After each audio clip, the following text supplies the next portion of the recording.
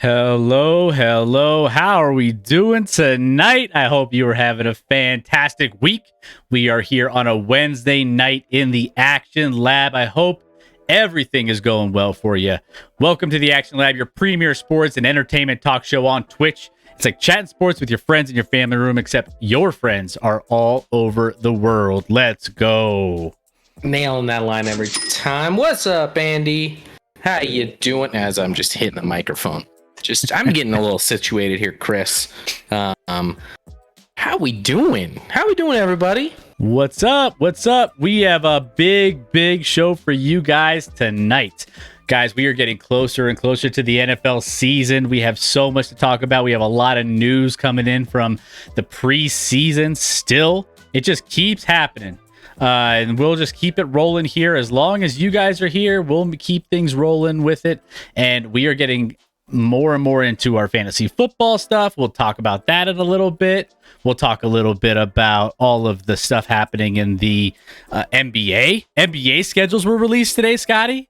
We have all of the NBA details of everything happening when it comes to Christmas games. We're going to touch on that. We're going team by team tonight. All 82 games, right, Chris? We're going team by team, breaking down all 82 games of the team. Yeah. No, we're doing it 100%. We're doing it 100%. How long do you guys have? You know what? Tonight's going to be an NBA stream. Forget football tonight. We're doing NBA all night long. There's just too much to break down with the schedule release. I don't think you're going to like what I have to say about when we talk the NBA schedule tonight, Chris. Football wives, oh no. I can't believe we're talking NBA tonight. Wait, did hold on to your butts not work, Chris? No. Do it again. Try exclamation point, hold on again. See if it works.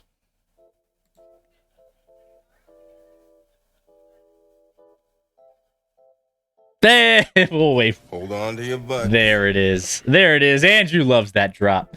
Hold on to your butts. NBA, good evening. Let's welcome in all of our Action Lab rats. We got Andrew. So excited about the talk about the Cowboys tonight. We actually are. Well, because he's referencing the top 10 offenses. Are you sure? Let's go. He's ready to go. We got Garrity in the chat. Rogers bad-mouthing his wide receivers, the most predictable thing ever. I mean, we're going to talk about that too, but yeah, not a not something that at the beginning of the season, or it's not even the beginning of the season, Chris. We saw this coming. They called it a quarterback meeting with a wide receiver meeting, and it's like, okay, is Jordan Love calling a meeting? Like, is Jordan Love upset with the wide receivers? He's like, we got to get together. No, of course this is freaking Andrew. Did I just call him Andrew? Andrew. Who's Andrew? Is it Andrew Rogers? Is it Andrew Rogers? Well, either way, let's just say Aaron Rodgers, we'll touch on this, is not thrilled with his wide receiver core. And guess what? It's kind of what we thought would be the situation. I mean, to be fair, he shouldn't be. The bot is on. We are good to go. So NBA, let's go. G-Girl's all about NBA. But I know G-Girl's excited about NFL too. Let's give a shout out to G-Girl. Obviously, always crushing. Give G-Girl a follow. Also, chairman of the board. Let's give chairman a nice follow as well if you haven't already. He is going on with his channel, so there's that. Make sure you guys give everybody some love when it comes to all of their little streams that they got going on, because honestly, we want to support all of you guys that are doing your own thing as well. You know, streaming isn't always the easiest thing out there, so we want to make sure that, you know, we're supporting each other each and every single time we are available to do so. So, not to mention, so Chris, I found out I'm today old when I found out we all love Mackie. I don't know if Mackie's in right now. He'll probably be in at some point, if not. But my boy Andrew here is streaming once a week, I believe now. Ooh. Or once every other week. I think once every other week. Like once every other Sunday. Is that right, Andrew? Andy? On Twitch. So check that out. Two of the best guys out there ever. It's, just talking about whatever. So... Saturday. Yeah, that's a good idea to not do it on Sundays because people are going to be watching the NFL, obviously. We got both our mods in the house tonight, both Pittsburgh fans. They're like, hey, let's go. Reckoning. Welcome in to Devil Doc. By the way, also, guys, we have our exclamation point contest. I put it in the chat already. Join our Survivor and join our Pick'ems League. If you haven't already, do that right now. Password is capital L for Lab Rats, all one word. And we want to make sure you guys get in there and join in because it's going to be a lot of fun this season to compete against you guys and for you guys to compete for big time prizes. So make sure you guys jump in and join in our Pick'em and Survivor leagues. The links are right there. Reckoning just threw those back in the chat as well. So there we go. There's a big thing there. Yep. As far as the fantasy league, we have some updates, Scotty. Yes. So all of you in the chat who had expressed interest through our Discord to be in the fantasy should have got DM'd by me. Congrats. I don't DM people often, so that's a big deal. Congrats on getting a DM from me today. But anyway, should have got something with a link to go on, and we just put a couple dates and times. I think it's like the 25th and the 29th at 10 p.m. Eastern for both the drafts. So you can either, just fill that out real quick. A lot of you have, so I appreciate that. I think like 2/3 have already filled it out, and we're looking pretty good shape here where a lot of people are flexible. So that's going to be good. As soon as we get responses from everybody, we will let you guys know which one you're slotted to be in, whether it's the 25th or the 29th, and whether you get to play with either Chris or me. You only get one of us. Yeah. So pray you're in Chris's league, guys. I mean, why would you do that? I mean, it's an uphill battle at that point. Andrew, sure. Thank you so much for the gifted sub. Thank you for gifting sub out to McDuggets. McDuggets is the recipient of that one. So thank you, Andrew. And so I think he goes by Andy, and I'm trying to adjust because full disclosure, we went to college together. He'd say I wasn't frequently participating in that. No. Oh. He's from Texas, so we always called him Tex, Chris. I've always known him as Tex, but we're in our like mid 30s now. There's no need to be calling someone Tex anymore. So I'm trying to adjust to like Andy, but it's a hard adjustment for me because I've never called him that before. Devil Dog's keeping track. Hey, I actually think. Remember what we had going last time, guys? I'm gonna be. Oh, no, that is right because we were at. No, that's not right, Chris. We were at 7. We were at 17. Oh no! Okay, well, Oh no! It's done now. It's over. Oh my gosh! What is happening? We were at 17 coming in tonight, if I remember. But it's all over now. It's all.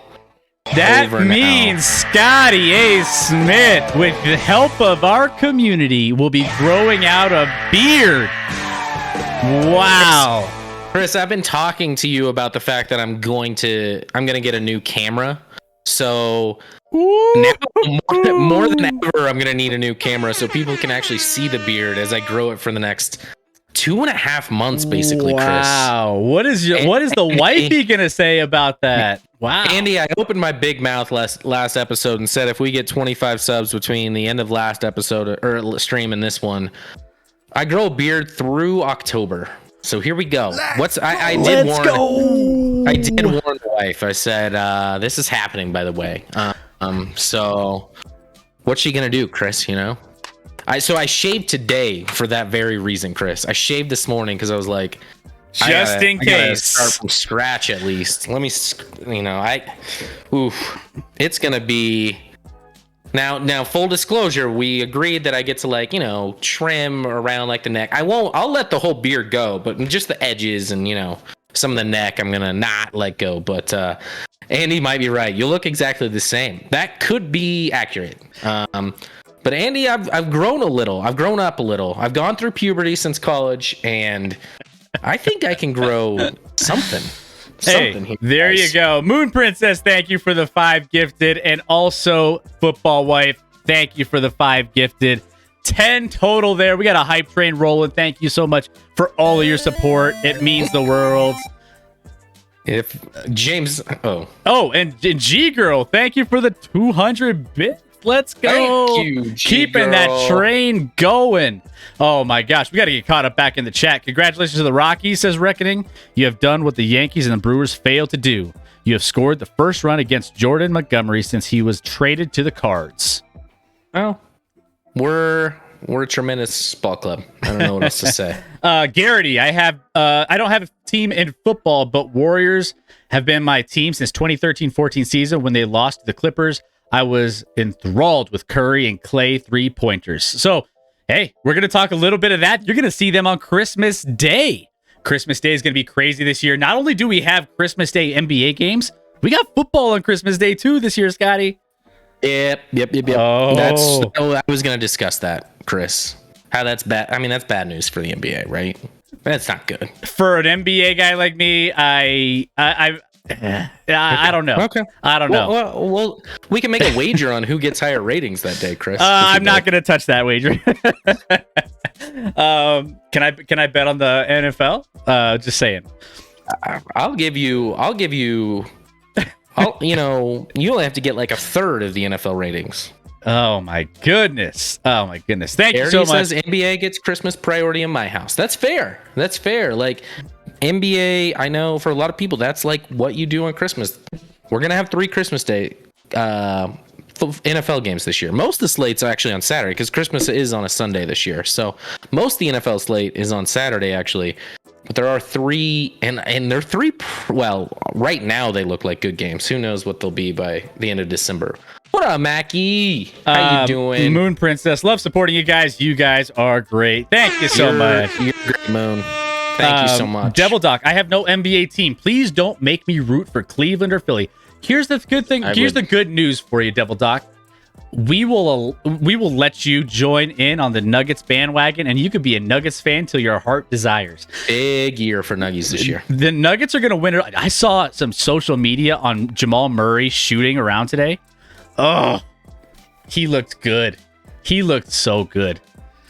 The Nuggets are going to win the NBA championship. It's not a question. It's more a statement, guys. It's going to happen. They are going to be so good this year. I'm tempted to go to the casino and see if I could win a pair of tickets to go see the Bills in KC, says Moon Princess. Oof. That would be an epic game to go to. And honestly, Moon Princess, I honestly think as a Bills fan, KC fans will treat you right. I think Chiefs fans respect the hell out of Bills fans, actually, in general. Like, and Chiefs fans are so welcoming. They're so kind. They just want you to agree that their barbecue's good and that the experience and atmosphere is amazing. If you do those two things, you will be fine rooting for your team, regardless of what team you're on. Yeah, I mean, I think there's a lot of respect for Bills fans in the sense that Bills fans just know how to, like, they're crazy, they're loyal, they have a little bit of everything, and it's fun to hang out with Bills fans. And yeah, I think that's where the respect comes from. Nuggets reminds me of watching Vanilla Tim Duncan Spurs. Hey, oh my Garrity. Well, did those Vanilla Tim Duncan Spurs win titles? They won titles. That's right. And this team will be those teams were predicated on defense mostly. This is going to be, I mean, if Michael Porter Jr., well, I mean, we'll get into all of it, but if he can be what we think he can be and what they signed him to be, and if obviously Murray's back to Bubble Murray, like, good night. We have the best offense in the league at that point. Murray looked good in a shoot around today. Sorry, Cuban, I know. Cuban, you just got to move on. You got to move on. I get I think by the end of the season, MPJ is going to be Cuban's favorite player. He might be. I think I'm going on a limb. Cuban came in when he heard MPJ, of course. Of course. Yeah. By the way, Cuban and Rec, I'll call people out. You're two of the people that check your DMs in Discord if you don't get notifications on that, because both of you, I believe, should have got a DM from me about fantasy football and have not responded. I'm looking at my spreadsheet of who has and has not responded, and you both have not. So if you have a chance, go ahead and do that for me. Appreciate it. There you go. If Zion Simmons Porter Jr. feels like playing this year, says Cuban. You're gonna fall in love, Cuban. Will they sell us folding tables at the tailgate? Because the Bills Mafia had to take their own to Jacksonville one year. I mean, to Jacksonville. I don't even know if Jacksonville takes themselves to the tailgates in Jacksonville, much less tables for people. I guarantee there's going to be a ton of tables out there, and they will. I mean, I think Kansas City and Buffalo, a lot of similar traits in, like, blue collar towns for the most part, die hard with their team. I think they'll let you jump through a table if you really are dumb enough to. Yeah, no, they'll appreciate it. There's no rules there. No. Low-key, kind of Boston fan, says Devil Doc. Dad, who passed away in 2000, sorry to hear that, was a huge Celtics fan. 2020, by the way. There's a 2 in there. Or 2020, yeah. Was a huge fan and even had stock in them. Loved Parrish, Bird, McHale, etc. Yeah, I mean, that's a fun team to be a fan of for sure. I mean, that's a legendary team.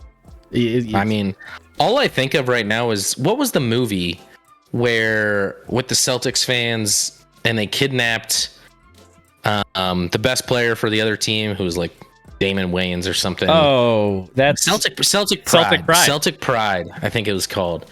That's how I will always and forever imagine Celtic fans that way, like intense, hardcore Celtic fans. That's how I always imagine them to be, and I'm good with it.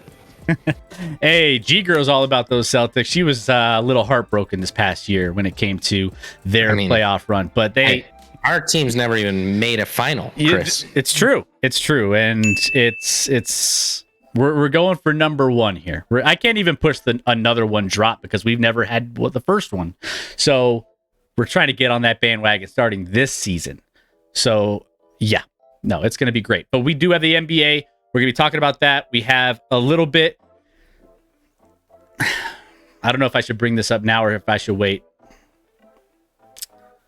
I don't even know what you're going to say, but I say bring it up. It has something to do with your last segment, but I might save it. But, all right. We'll save it. We'll keep you guys in suspense. Scotty's coming in hot. Will be at the very end of the show.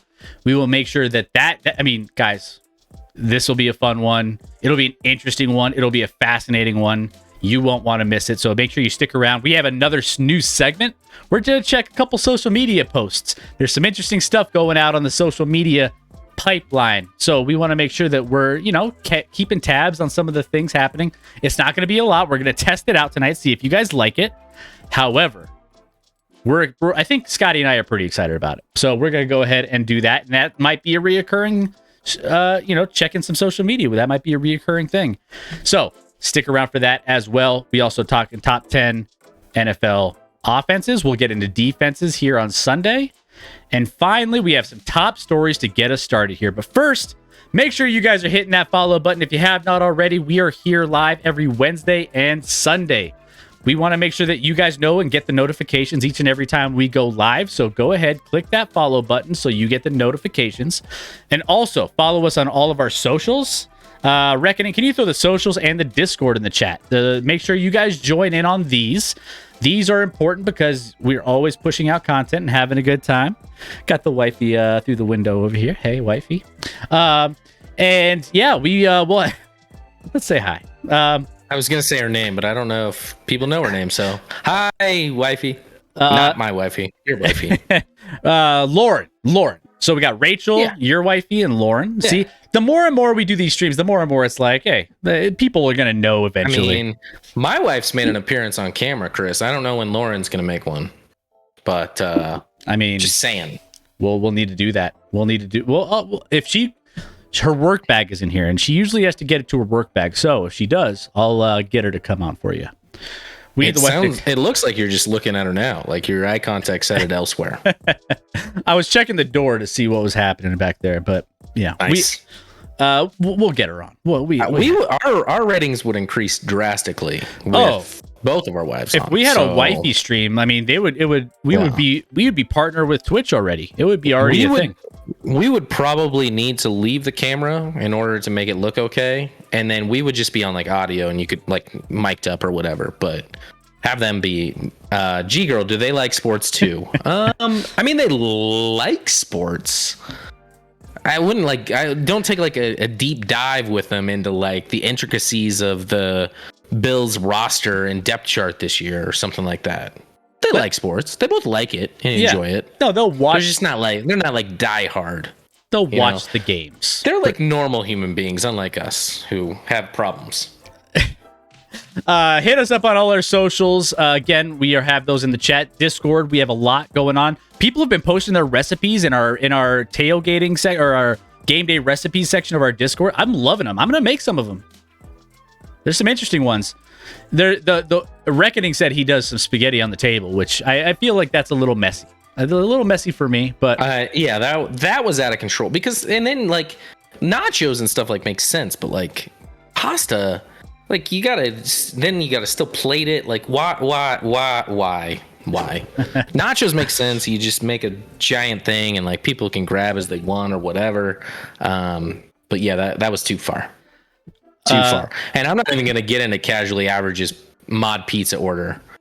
Don't do it. But the man, and I didn't even mention, the man literally had barbecue sauce, red sauce, white sauce, and pesto sauce on the same pizza. Bruh. And then just to top it off, he had gorgonzola cheese, which is trash, and pineapple, Chris. I mean, there were some other toppings in there, but he didn't even have mozzarella, Chris. Like there wasn't even it was Asiago and like gorgonzola or something. That's for cheese. Getting a little fancy. It's not even fancy. It's like, Chris, do you remember when you were a kid and you went to where they had a McDonald's or whatever, and you had the different soda options, and you're like, I want some of all of it. Yeah.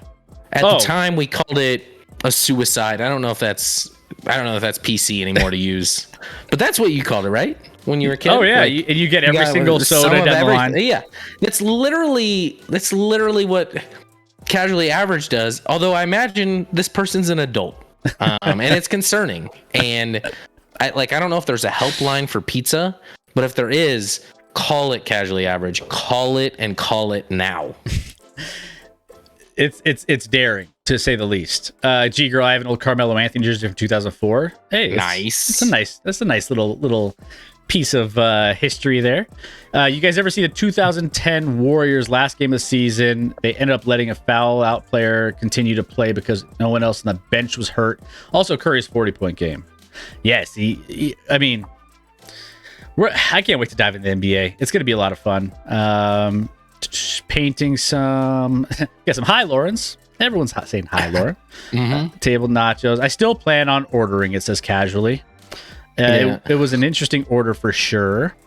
Okay, well there we go. Chairman's upset. He's like, wait, we could have had a wifey challenge, but all we got is a stupid beard. That's actually a good idea, Chris. In order for both our wives to show up on stream, it probably needs to involve some more subs. They don't just show up for free. And this sounds bad right now. Like we're basically saying in order for our wives to show up, and we need you guys to pay. Well, worse of that is if they're willing to pay the price to see them. What does that say about them wanting to see us? They don't want to see us, Chris. But that makes sense. That makes a lot of sense. I wouldn't want to. I mean, people are going to probably just unload their bank account to get us off this stream. And I'd be willing to take that bullet, Chris. It's a trap. I'd be willing to take that bullet. Oh my goodness. So I could say something terrible about this, but I don't know if I should. Yeah, I know where you're headed, probably wreck. That's why I tried to steer away from it. And usually I don't hold back. About paying to see someone's. Correct. Yeah. This is it's not good. It's a trap. My wife. Oh, hey, hold on to your butts. Hey, Rach, how's it going? Hi, Rachel in the chat. Just kind of hi, Rachel. I don't think she's gonna make an appearance. Tonight's not the night, guys. No. By the way, I got real close to the camera right there. I apologize, guys. No one needs to see that cheek that close. Bruh. Yeah. So, guys, hit us up. I already said the social, so make sure you go and do that. Hit the follow button. I want to see some Shaq shimmies, and then finally, guys, if you missed the show or if you have to head out early tonight or whatever, make sure you go in, check us out on our podcast platforms, on Spotify, on Apple, on Amazon, on all the podcast networks. We are on all of them. So make sure you go search Action Lab. Sometimes I think it's an Action Lab Sports too. Either way, you Google it or you search it on those engines and you'll find us. So make sure you go do that. And then if you want to support the channel, Twitch and Amazon Prime are really good friends. They connect with each other, and you know what? They let you do something really cool. They let you subscribe to one channel for free each and every single month. We can be that we could be that for you. We could be your one and only. I just want to connect with you, you know? It sounded like you wanted to sing a song. I wanted to sing, but there's no song about that. So speaking of song, I did get like my wife was very concerned with what was going on during my performance last week. She was like, what in the hell happened? I was like, this is what happened. And she's like, did you have to be that loud? Like, I thought it was the kids. I thought someone was in trouble. Like we were yelling, but singing maybe. And I was like, I just tried to give it my all. Yeah, no, you did great. For 15 subs. She's like, people paid to see that? And I'm like, yeah. They're like, dance, monkey dance. And sure enough. She doesn't get it because she gets to see it in the shower every day, Chris. Or hear it in the shower, I guess. Or see it. Whatever she chooses. Hey, Marie, what's going on? Welcome in. It is weird. This is a sports stream. Let's keep it together, guys.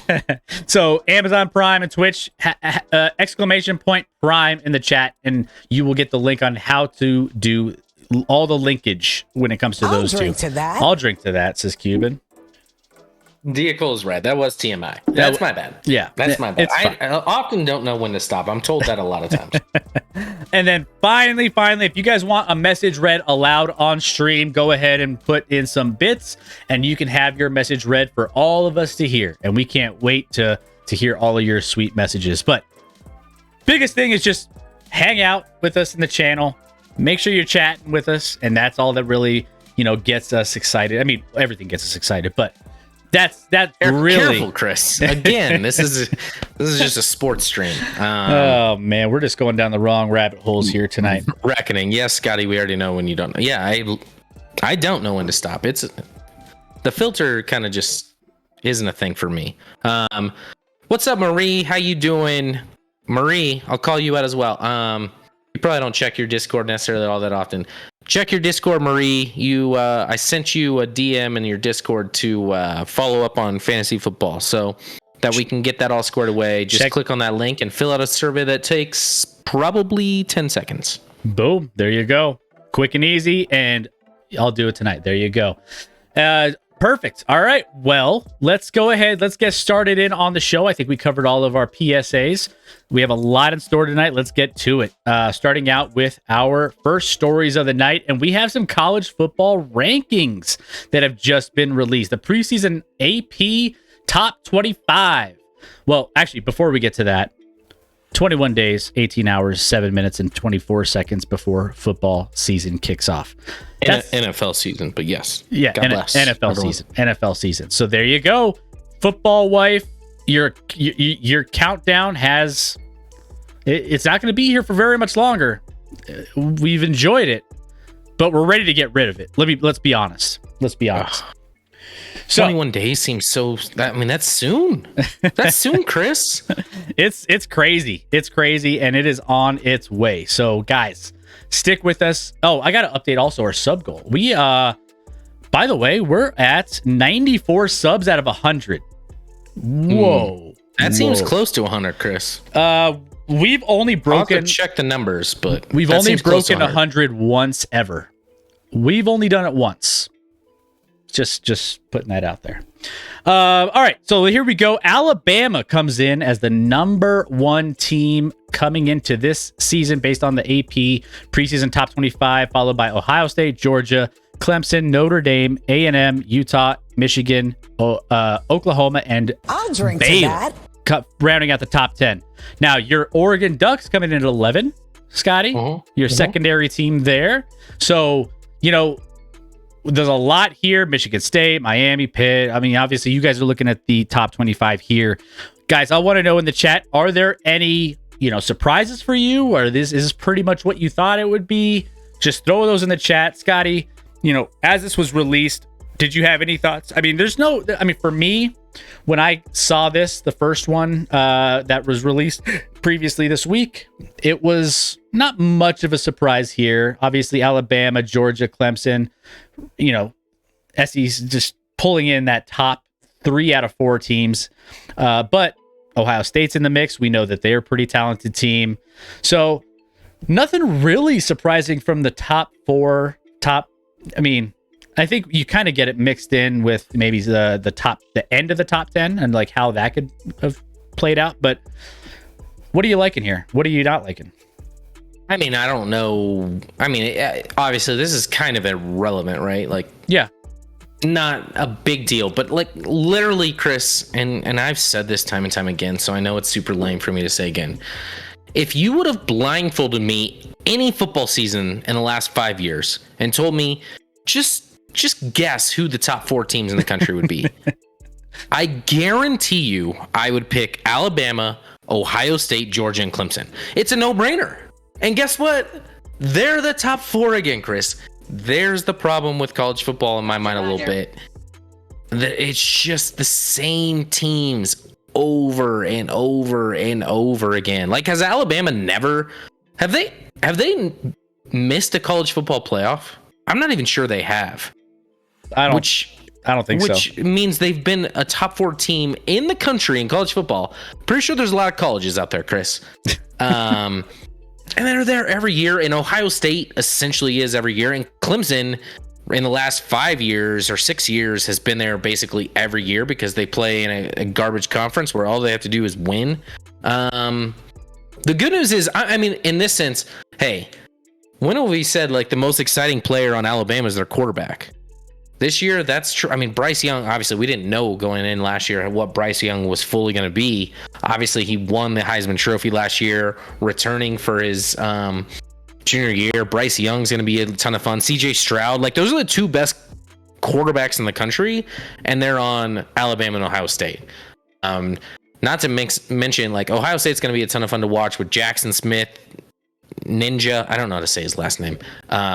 This dude was literally the best wide receiver on Ohio State's roster last year, and Ohio State just had 2 guys get drafted in the first round of wide receivers. So it's loaded. I actually agree with Andy. on Notre Dame. I think Notre Dame's a little too high on this list. New coach, first time coach, and I've heard some reports that they have some injury issues that haven't been fully reported yet. So that's high for them. I think Michigan's a little low. I think Michigan, after they made the playoff last year, will be right back in the mix there. I think 8's a little low for them. Oregon will and forever be always low. They are at 11, and Garrity made a good point. They'll be staying there or get higher until they lose to a team they have no business losing, and that's fair. That's 100% fair, because that's pretty much what happens every year. I don't know. I'm surprised Oklahoma's at 9 and USC's at 14. When you look at the media and how they've, talked about those two teams in this offseason, they're, obviously USC's been hyped up with, Oklahoma's coach moving there, and they get all these transfers, and they're just going to be dominant, and that Oklahoma's going to fall apart. But here we are, Oklahoma at 9 and USC at 14. I'm not as high on USC as most teams or most people. I would absolutely take the under on USC. It's one of my most obvious picks in college football if I were to pick it, and I will pick it. Just because everyone's a little too high on a team that's never played together with a new coaching staff. It's going to take time. I'm not saying USC is not going to get back to where they were back in the early 2000s where they were dominant. I think they can and they will, like the Pete Carroll days. Not this year, though. Not this year. Yeah. Other than that, I don't know. Andy had a good question. Where's CSU on this list? They lost an incredible coach. Sure. Andy, I think you know him. Not their head coach, Chris. Just an assistant coach. Andy's brother. They lost a great one there. Lost a great one. Did you know that? Did you know Andy's brother was my buddy Ben at CSU, on the coaching staff? I think you mentioned it once before, but I always forget. By the way, Andy, I haven't reached out to Ben, and maybe I should ask him, but he just landed at Stanford, Andy? Really? That was what my question was going to be, is how's it, how's his situation doing? He just landed at Stanford? Sorry guys, I'm really excited. That's awesome. One of my good buddies, great guy and a great football mind. He knows way more about football than I'll ever know. So, happy for him. I'll reach out to him tomorrow, Andy. Thanks for letting me know. He should have let me know though. Since he fallen to 23. Also, I hate college ball. Rotating players every 3 years ruins competitiveness. I'll drink to that. There you go. It's fun getting to know the players. Totally. Yeah. I mean, get ready for the draft and things. We always do some fun draft coverage around that. Garrity, that the players just don't have the skills yet. Chairman, fact checked bot. Scotty is correct. Other than 2019-20, Alabama has been in every year. Yeah. It's crazy. Some other trends going into this as well. Georgia makes the list here. Defending champion Georgia is a top 3 team in the preseason top 25 AP poll for the 5th time in school history. Each of the previous 4 times, the Bulldogs were not a top 3 team in the final poll. So there you go. There's that. Also, LSU is ranked in the top 25 preseason poll for the first time since 2000. That was Saban's first season. Most consecutive. Real quick, where are they on this, Chris? What's that? I don't see LSU on this. Oh. Wait a minute. Is this the right? This is the right thing, right?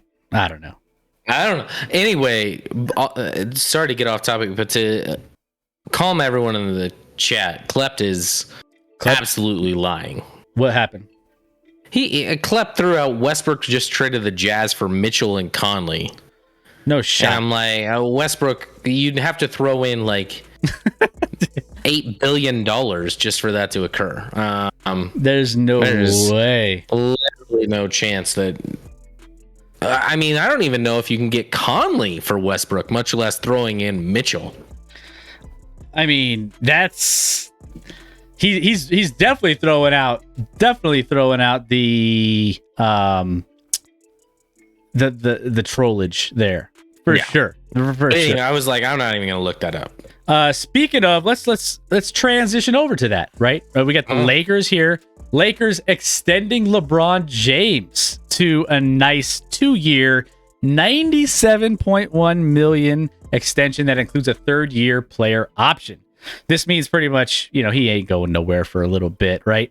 This makes him a highest paid player, which, it's kind of crazy to think a player that old that has had some, injury bugs as of late get a crazy extension like this. But you know what? I mean, he is one of the best players to ever play the game. I get it. So with the deal, 4-time NBA champion and MVP, 18-time All-Star, eliminates concern that he could enter free agency next summer. So they were just trying to lock him in and make sure he's approaching 38 years old. So he's getting to be that Tom Brady level. So, he's getting up there. He is ineligible to be traded during the upcoming 2022-23 season because of a second year of his extension exceeds a 5% raise. So there's a lot of things going on with this, but he's pretty much stuck in LA. I don't know if stuck is the right word, but I mean, he kind of wants to be there. He's getting paid almost $50 million a year to be stuck there, Chris. I think he wants to be there. And Casually Average makes actually the best point here. He's like, LeBron's getting that in-stage Kobe Dirk payout.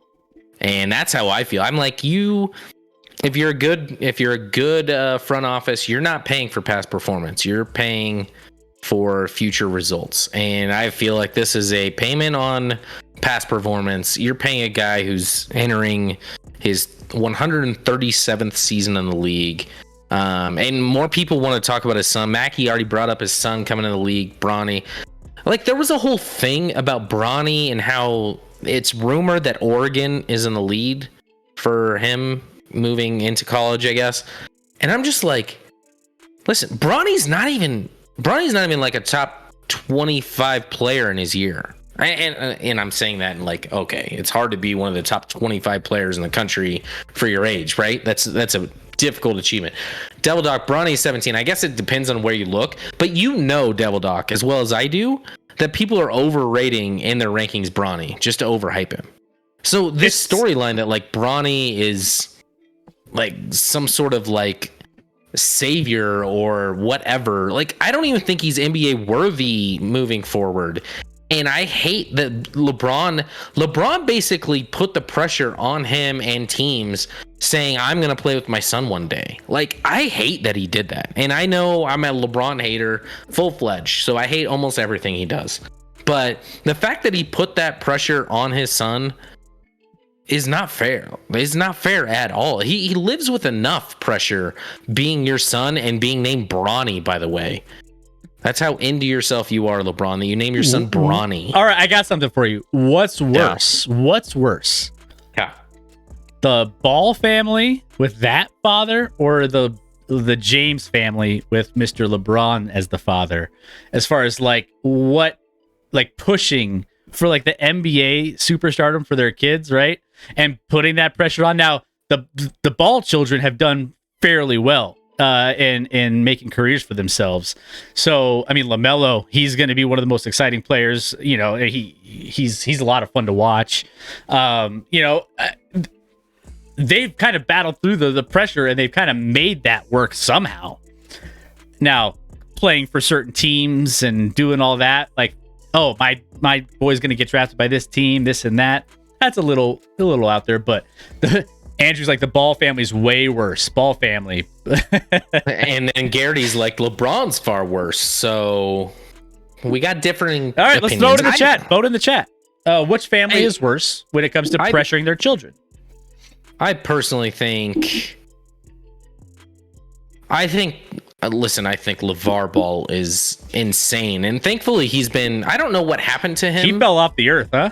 Like, you would have thought he's like in hospice care or something, because he's not out there all the time like he used to be. He was an idiot. He was like a guy that played in the NBA for like a second and averaged like 2 points a game. He's like, I could have checked Jordan in my day. Like, he was an idiot, but there was some like madness, like genius to him with his madness, and the fact that he obviously raised, 3 great Ball kids. We'll see if all 3 of them make, but Lonzo and LaMelo are like legit NBA players. LaMelo might be the best of the bunch. So there was some legitimacy to what he did, even though I think he's crazy and stupid. We have the poll in the chat.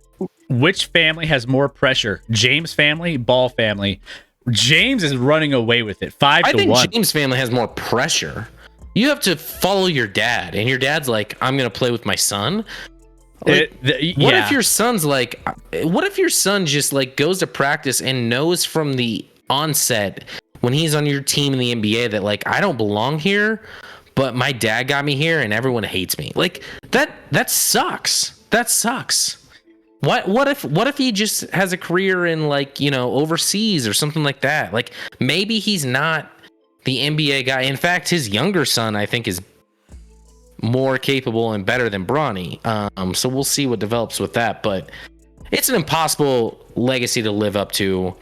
I'm not saying LeBron has been like pushing them too hard, but when he came out and said that singular statement of like, I'm going to play with my son in the league one day, I think that was really unfair to do to your son, quite frankly. It's a lot. I think someone else mentioned in the chat too that Bryce is 15. He's 6'6", and he's better than. That's his. Yeah, that's what I was talking about. Yeah, I didn't see that in the chat, but his younger son might be more talented. But at the same time, it doesn't even matter. Like it's just impossible to live up to. Poll in the chat. Vote. 8 for LeBron so far, and let's see, 2 for LeVar, LeBron. To get the you know. All sounds a lot of love in there. LaMelo, LeVar, Lonzo, la.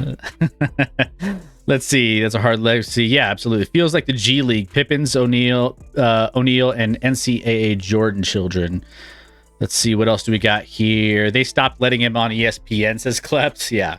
They wanted the exposure, and then they were like, oh man, this is a little rough.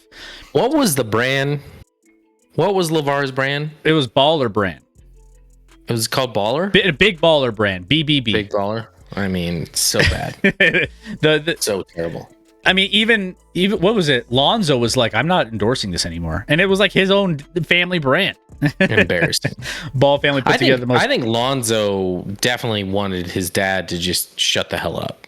Oh, because Lonzo seems even more than like LaMelo and something. Like Lonzo seems like a reserved, like quiet, like I just want to go do my thing. I don't want to be in the limelight. And he must have been so furious with his dad. Oh yeah, Garrity. Yeah, you can post YouTube. Yeah, as long as it's not like something like crazy, like you should be fine. I'm not worried. But yeah, G-Girl, how does any ball kid have pressure? They were born from money and given multiple chances. Talking about Lonzo.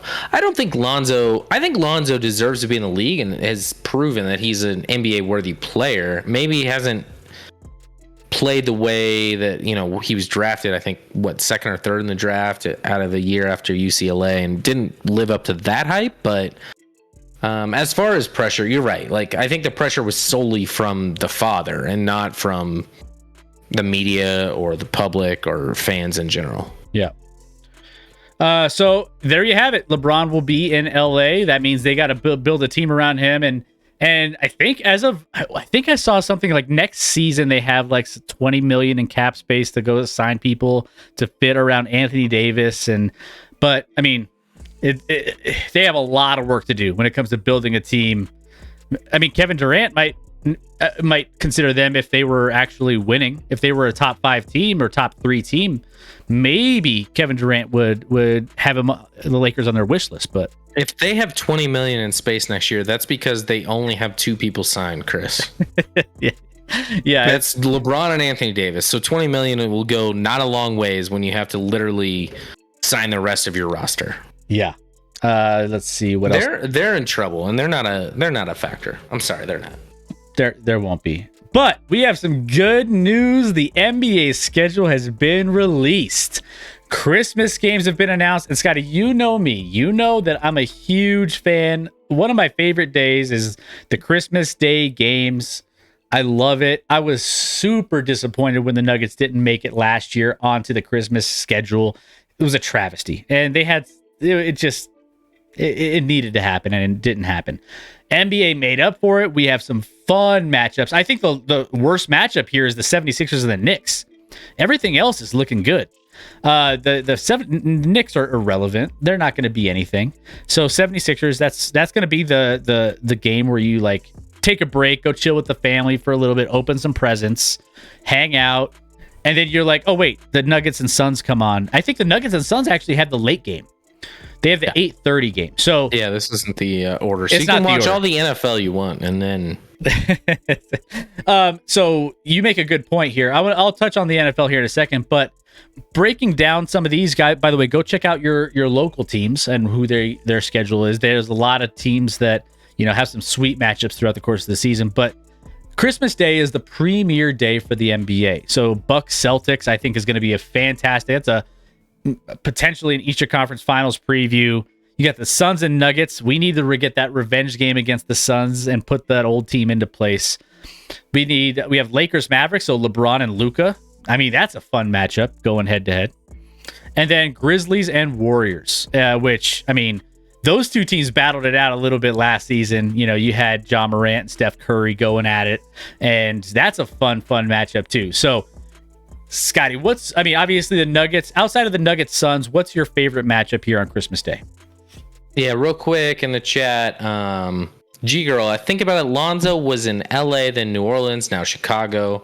That's what I meant by chances. He's a great defensive player, but it took the right team for him to be halfway decent.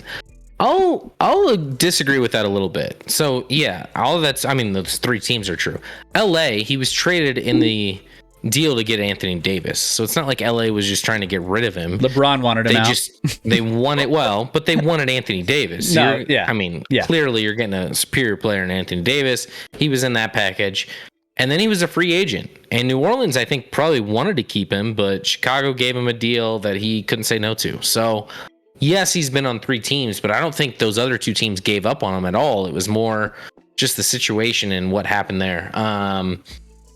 Outside of obviously our Suns Nuggets marquee matchup, Chris, I think the other two that intrigue me the most are probably Bucks Celtics and Grizzlies Warriors. Yeah.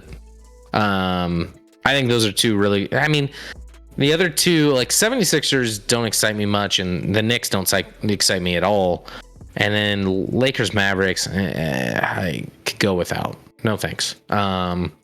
Just not wanting to watch the Lakers really. So if I had to choose, I think I actually think the most watched games that day will be, they should be Bucks Celtics, Grizzlies Warriors, because those are the two marquee matchups, along with Suns Nuggets. They're just smaller markets. They won't get the recognition that they probably deserve, but it's gonna be a hard day for you. Chris, do you know what the three NFL games are that day? Yeah, so we got Packers Dolphins at 1 p.m. Eastern time. So the 11 o'clock slate here in Colorado, so 1 p.m. Eastern. Then we have Broncos Rams. That's why I asked. Yeah, it's gonna be honestly, that's gonna be such a fun day for me, because I'll get to watch Broncos in like the afternoon, Nuggets at night, back to back. I don't know, Scotty, we go back and forth with like Christmas Eve and Christmas Day at our family.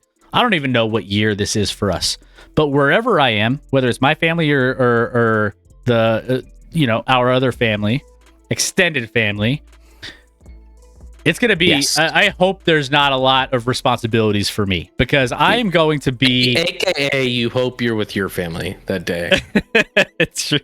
Because realistically, Broncos Rams in the afternoon, Nuggets Suns in the evening, sign me up. Xmas Day. Okay, so there you go. Perfect. Yeah, dream come true for you there, Dream Chris. Come true. And then we're finishing out the late game that night is Buccaneers and Cardinals. So yeah, between all of these games on Christmas Day is going to be a lot of fun for me this year, for everyone. I think everyone. The fact that NFL and NBA can't be super thrilled about this. Obviously, we've talked about that in the beginning, because like the NBA has owned Christmas Day. They've owned it. And now you got the NFL just coming in and just being like, you know what? We want a piece of that pie. So And it's the last game's Bucks Cardinals. It's 3 pretty good games, Chris. Yeah. They didn't necessarily hold back on the matchups there. So we're going to have 3 pretty good games in the NFL on Christmas Day to combat, well, hopefully the NBA can hold a candle. And I think a lot of people hold true, like it's a tradition, like we watch the NBA on Christmas Day. So we're going to do that. But we'll see. It'll be interesting. Rex said, I got Christmas Eve tickets for the Titans game on the 25-yard line. Nice. Rex, like, Bucks cards won't be good. Yeah, because the cards are going to be trash. Now, the Nuggets do play at home. I don't know if there's any world where I end up going to that game or not, but just... Chris, it's a Sunday. We have to stream. It's also Christmas. We might take that one off. We might take that one off, guys. We're probably not. No one's going to watch us on Christmas. Yeah. And if you do, well, thank you. But we learned enjoy your time. We've kind of learned our lesson on 4th of July, even, that people don't like watching us on 4th of July. But we'll do a stream early. That we're so far away from that. But guys, this Christmas come early. We can't wait. NFL and NBA all on the same day. Take Christmas off for sure. I think that's the plan. So there we have it. All right. So next up, preseason news. All right. So got a lot of things happening in the preseason and all sorts of stuff happening. So Derwin James gets the bag. He gets paid like crazy. We're going to dive into that. Aaron Rodgers obviously calls out the wide receiver core that, let's just put it realistically like it is, it's trash. So he's calling out a trash. You can't call out something you already knew what it was, right? Like, you knew what this was. It's kind of like Anthony Davis. You trade for Anthony Davis, you know what you're getting for like a glass player. You know what you're getting. Aaron Rodgers knew what he was getting when this happened. Christian McCaffrey knocked around for Panthers New England Patriots joint practice, injuring a fan like in the scuffle and everything else. So there's a little feistiness. I mean, this happens through every team, so it does, nothing new there. But the fact that speaking of glass, every team gets in a scuffle that injures fans in attendance. Maybe not fans, but there's always scuffles. This just happened to break out on the sidelines. This is why I don't think. Well, never mind. I don't know. I have differing thoughts on whether having mixed practices with other teams is a good idea or not. I mean, it's pretty much a given that that's going to happen no matter what teams you are, whatever teams you put together. There's always going to be that feistiness. Think about it. You have young guys fighting for righteous roster spots. You have vets that are just trying to throw out their dominance against these young guns and everything else. So, people try to make names for themselves in training camp. People try to stand out, and this is just part of it. And whether you like it or not, it's as long as you have these kind of things. I mean, you have scuffles between your own teams. If you're battling to make a roster and you start a brawl, how are the coaches looking at that? Are they looking at that like, oh, this guy has passion and we want him on our roster because he shows a lot of heart? Or are we saying this guy is a head case and can't control his emotions and he's borderline on a roster anyway, so let's just move on without him? It depends on the talent level. If they're borderline, well, of course. I'm saying all. If you're talking borderline roster guy, would you rather see a guy that starts a fight and call it they're passionate, or if they start a fight, are you calling them dumb and not controllable? I would say it depends on the circumstances If it's like happening like every other day and the same common denominator, then that's one thing. If it's like happening like once every couple weeks and, it's kind of just in the heat of the play and, people are fired up on both ends, like, I don't know. It's whatever. I mean, I think realistically it comes down to, is that person better than like the last couple roster spots that are available. And realistically, it's like, how can this person help the team? How can they help us on special teams? How, if they're in the bottom of the barrel, they're going to have to do extra on special teams and try to extend their talent to different ways they can affect the game. But yeah, I mean, I think that it's a case-by-case basis. Yeah, I mean, it is. But I'm saying all things being equal, what happens? But yeah, I get that it's case by case. Mike McCarthy calls that a good penalty. Andy, I try and hold back with our buddy Chris a little bit, but Mike McCarthy, I do not like Mike McCarthy at all. I want him gone any second now, Andy, just to be honest with you. Reckoning, what about Trevor Penning of the Saints? Hated him coming into the draft, thought he was dirty, thought he was not... it had no technique and just mauled people without doing it legally. I don't like Trevor Penning at all. Didn't like him going into the draft. Didn't like that he was a first round pick in the draft. That's just my opinions, but he's asking you, Chris. Trevor Penning, he's an O lineman drafted in the first round by the Saints. He's trash. Yeah. No, we talked about Trevor Penning in our draft analysis about just the way he goes about the game and way he approaches and the way his attitude is. Like, he's kind of got who was the dude, Incognito? He's kind of got like that Incognito vibe, Richie Incognito, where he's got a kind of this like bad rap of attitude and how he approaches the game. And it's kind of weird to have that early on in your career and just like I mean, it's weird. But I mean, and now he's starting that fights every day and can't, like, I literally said this about him before he was drafted. And now New Orleans deserves every part of this because they drafted a guy that they did 800 times, I hope, more research than I did on this dude. How do you draft a guy that just has no control over his emotions and how he plays the game? He's just dirty. Like, he has no... I didn't even think he was a good offensive lineman when he did things legally. And they drafted him. It shocked me. It was a terrible pick.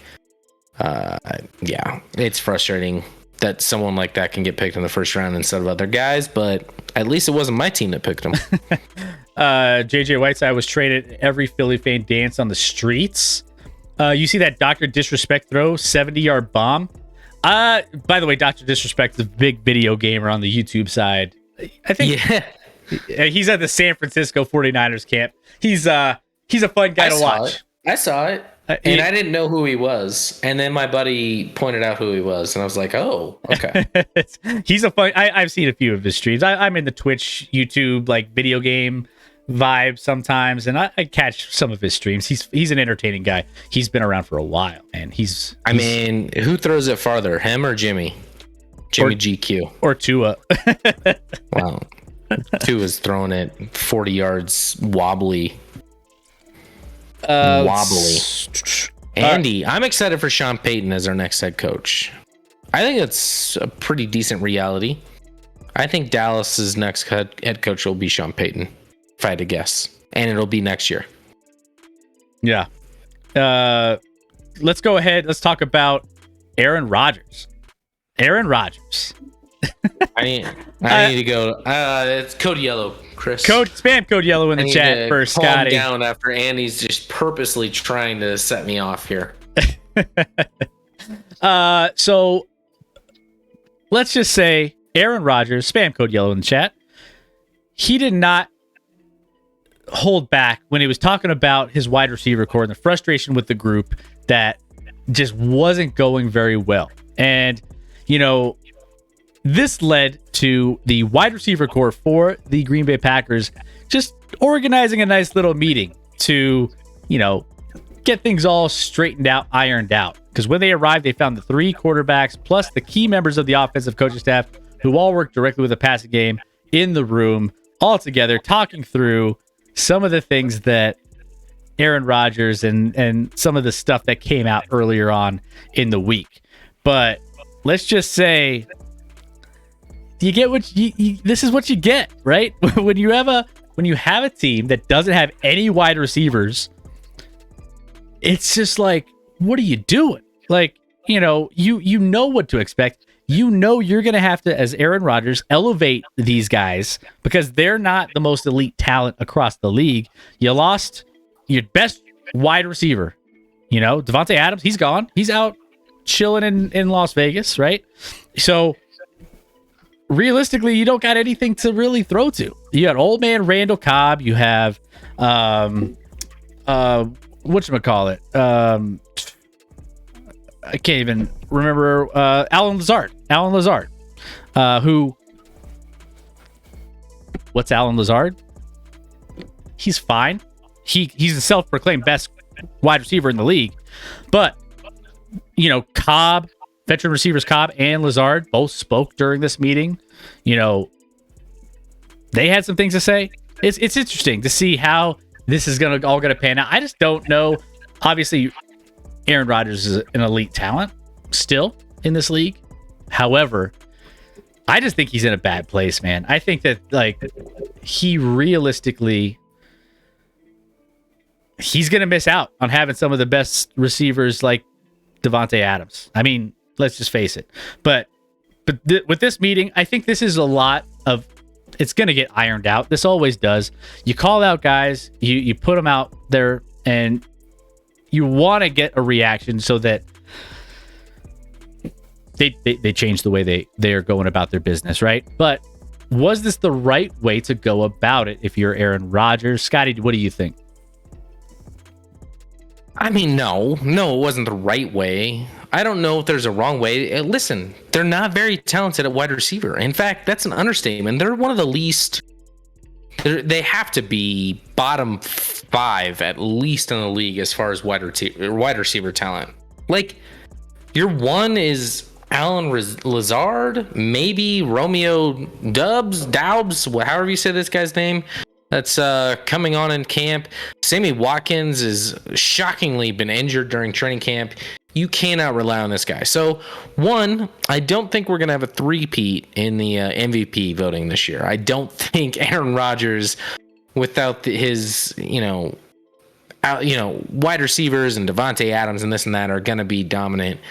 He's still really, really good. I mean, don't get me wrong. I hate Aaron Rodgers' personality off the field, and he's clearly just an arrogant, conceited dick, right?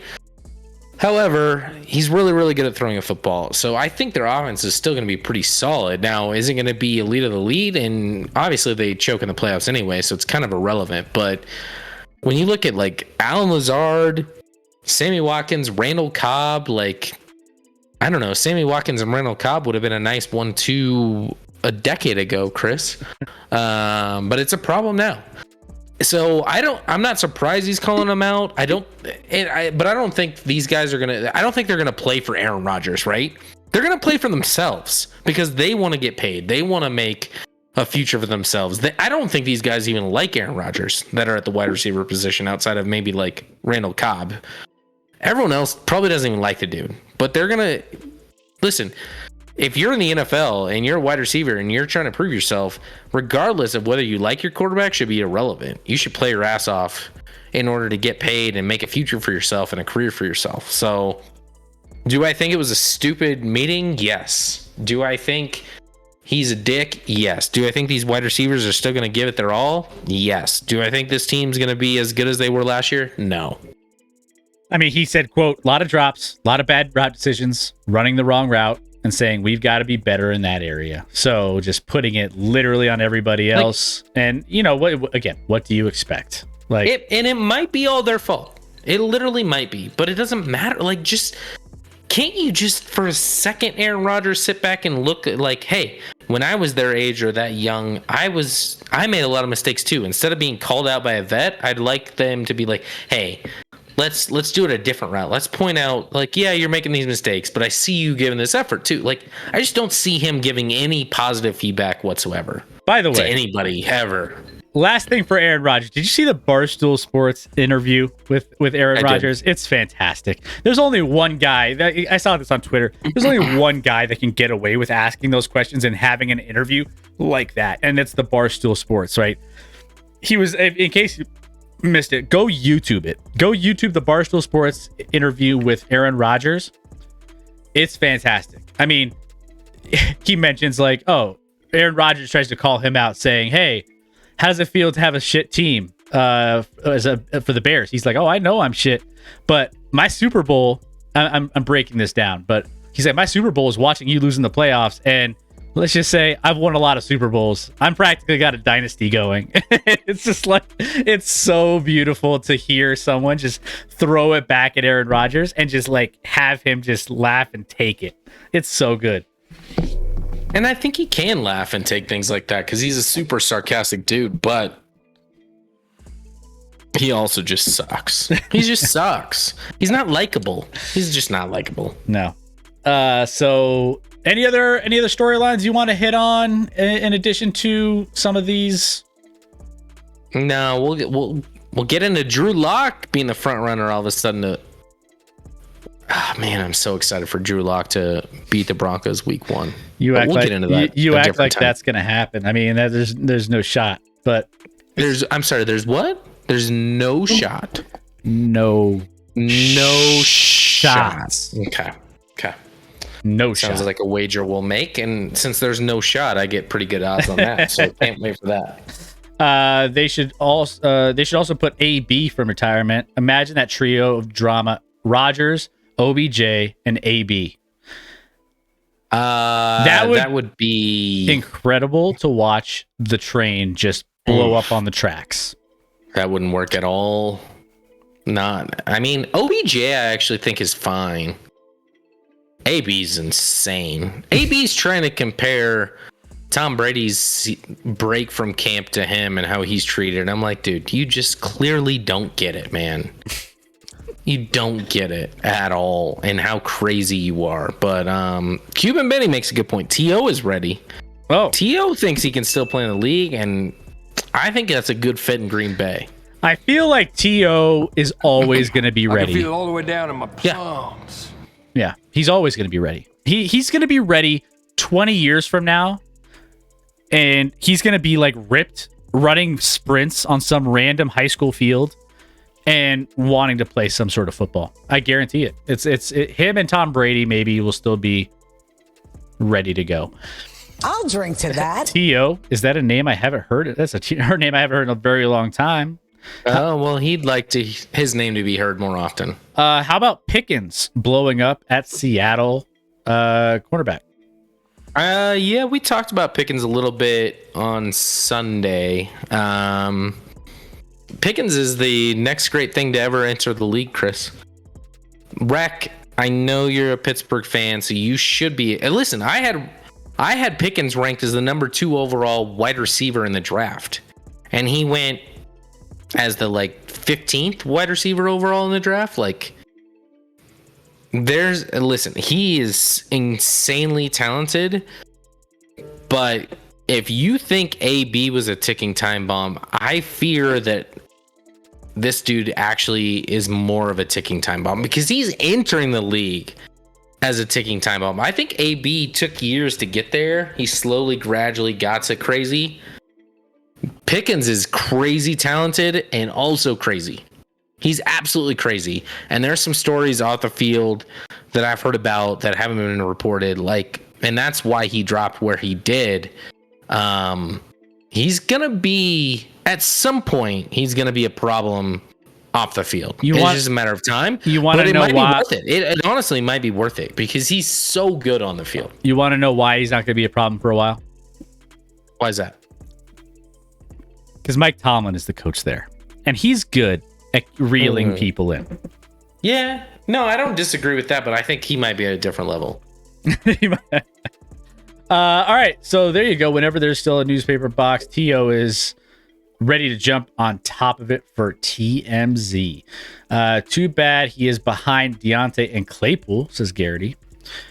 Oh, by the way, he'll be in front of Claypool soon. Chairman of the board. That's my wide receiver. Wait. Yeah, sorry.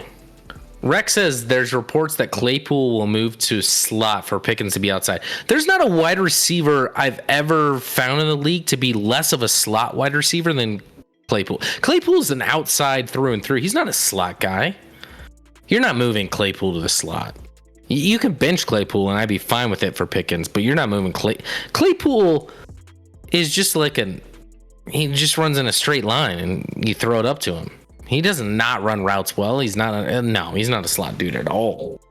Speaking of wide receivers in the draft, my favorite part is Hard Knocks last night was Amon-Ra St. Brown naming every wide receiver in order taken ahead of him.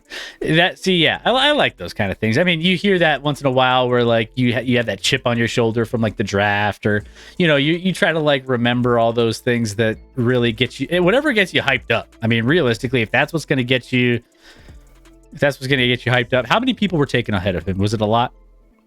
I think it was 18, I think, Chris. 18. I think it was 18. I have not seen the second episode of Hard Knocks yet. I watched a different doc instead real quick, but Claypool's actually good at slot, not gonna lie. How many routes has he run from the slot in his career? It can't be a lot.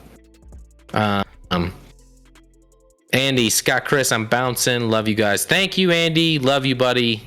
Hey, let's give him a nice J.R. Smith goodbye, and make sure he have a great rest of your week, Andrew. We'll see you back here on Sunday night when we cover some of the top defenses around the league. So sometimes please say good things when they talk about the Cowboys offense in the top 10 later.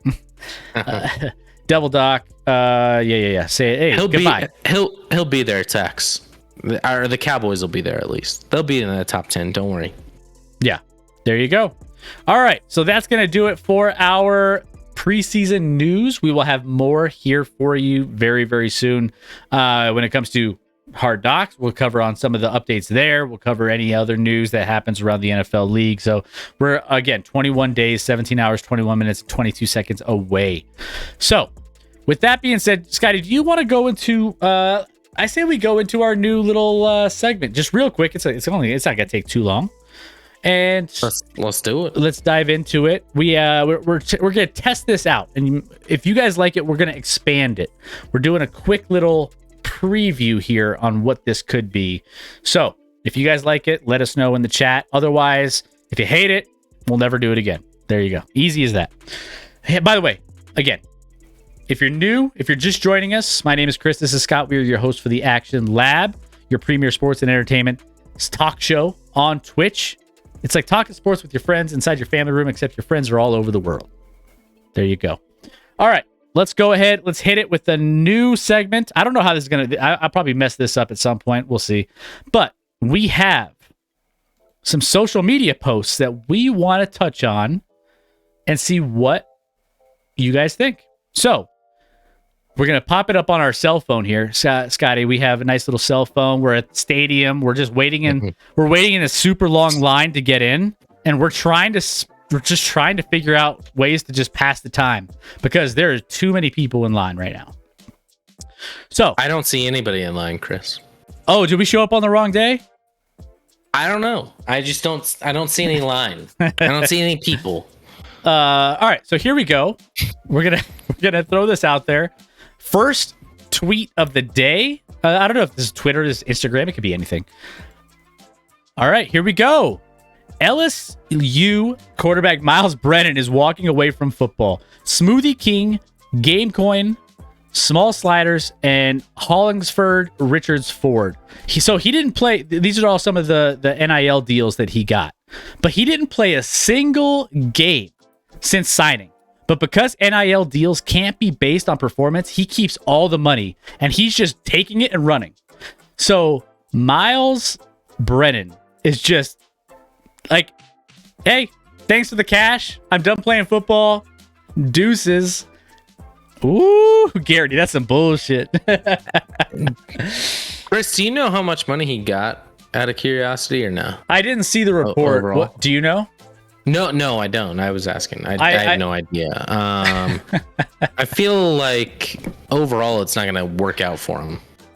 He's going to get paid on these NIL deals, but I mean, and maybe they were super large. I don't know, but even still, you live with that the rest of your life, that you just abandon on these deals basically, and abandon everything. But good job to get paid out. That's why I feel like the NIL, everyone's still trying to figure it out. Well, there's going to maybe pump the brakes a little bit. Well, you have all these teams and all these companies looking to throw money at these players. Raising Cane's was another one of the deals he had as well. But you have all these companies willing to throw money, and all of a sudden he's like, "Oh, there's a loophole in this where I could just take this money and run." And that's interesting because now you're going to have companies that maybe pump the brakes and maybe put and I don't know. I'm still learning a lot about these NIL deals. I almost did a Why It Matters about these NIL deals, and maybe I still need to, because this is something that probably needs some more deep dive into on how this will end up working moving forward. Because, I mean, how intricate can you make these NIL contracts and payments and stuff? So that'll be interesting. What's up, Broncos? How we doing? He poisons the well for everyone else. It's bad. Yeah, Garrity, pretty much. I mean, this is a big news story for the NIL and how it functions in college sports. And a lot of companies are going to be looking at this very, very closely and maybe taking a second thought. Maybe like, hey, maybe we should pump the brakes before we throw a bunch of money at these kids. It's shocking to me. I agree that NIL deals should not be based on performance, but they should be based on your presence, right? Shouldn't you at least have to be like on the roster and like on the team in order to get paid? Like, forget your performance on the field. Man. I get that you can't do that with the NIL. Come on, man. But it should be at least like you have to be on the team and the roster.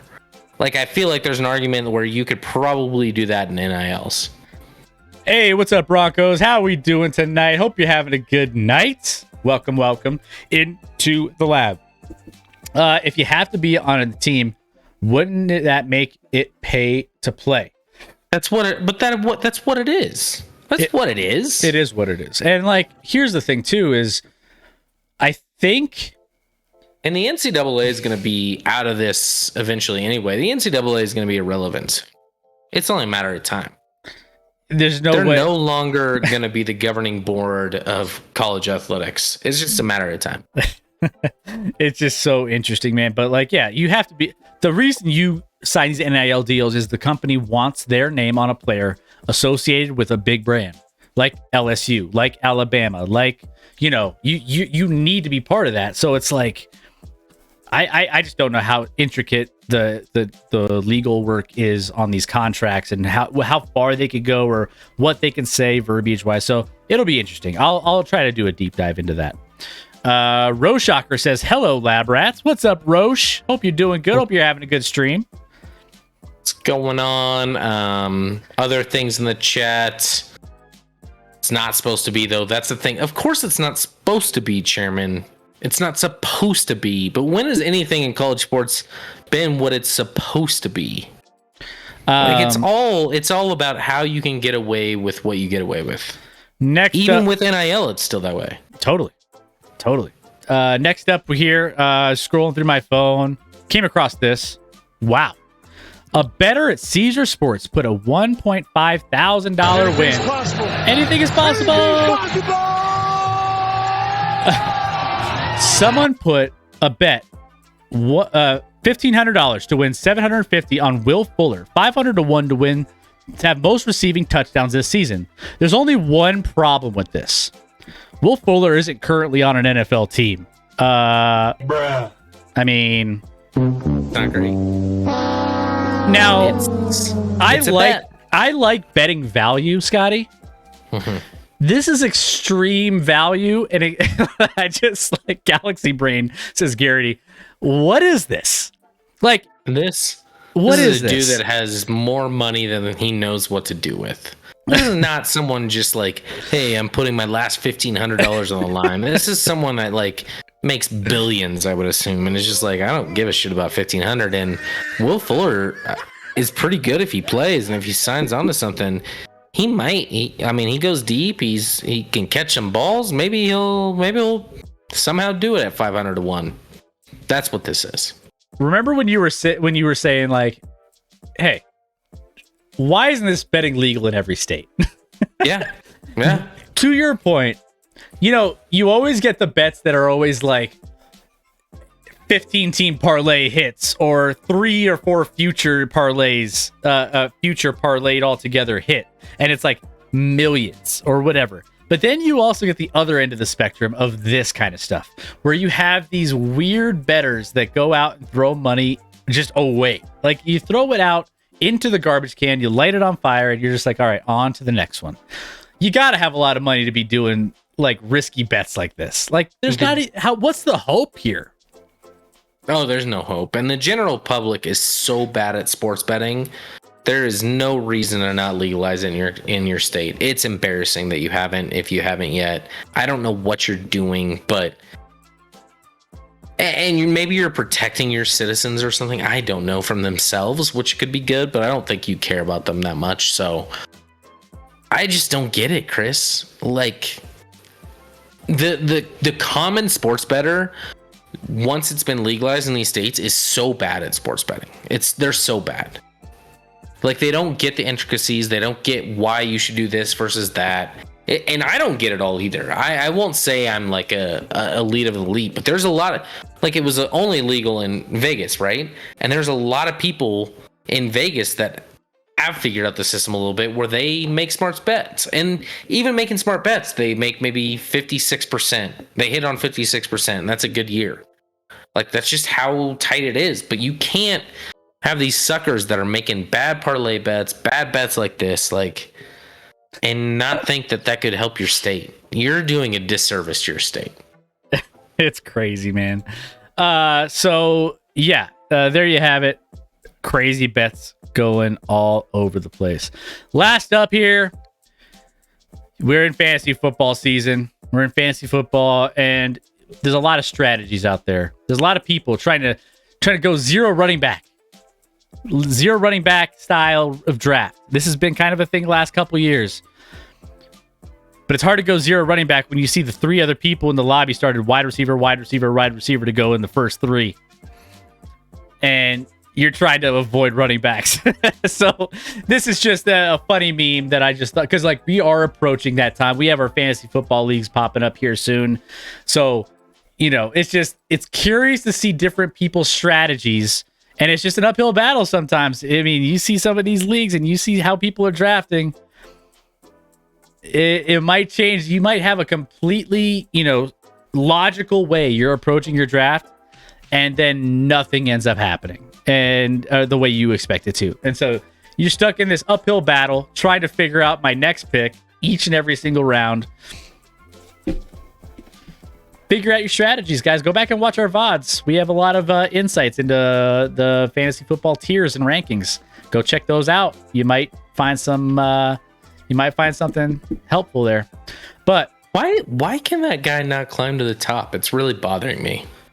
It's not that hard. It's not that hard, Chris. He's moving so slow. Like he knows he's going up the.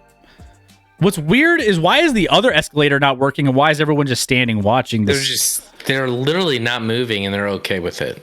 Like the girl here. And then he's at the top, and I mean, he must be either really drunk or on a lot of drugs, right? I can't figure it out, but I mean, this other guy, why is the other guy doing it? Why is the other guy? I mean, he's just trying to show him up. Just move your legs faster. Move them faster.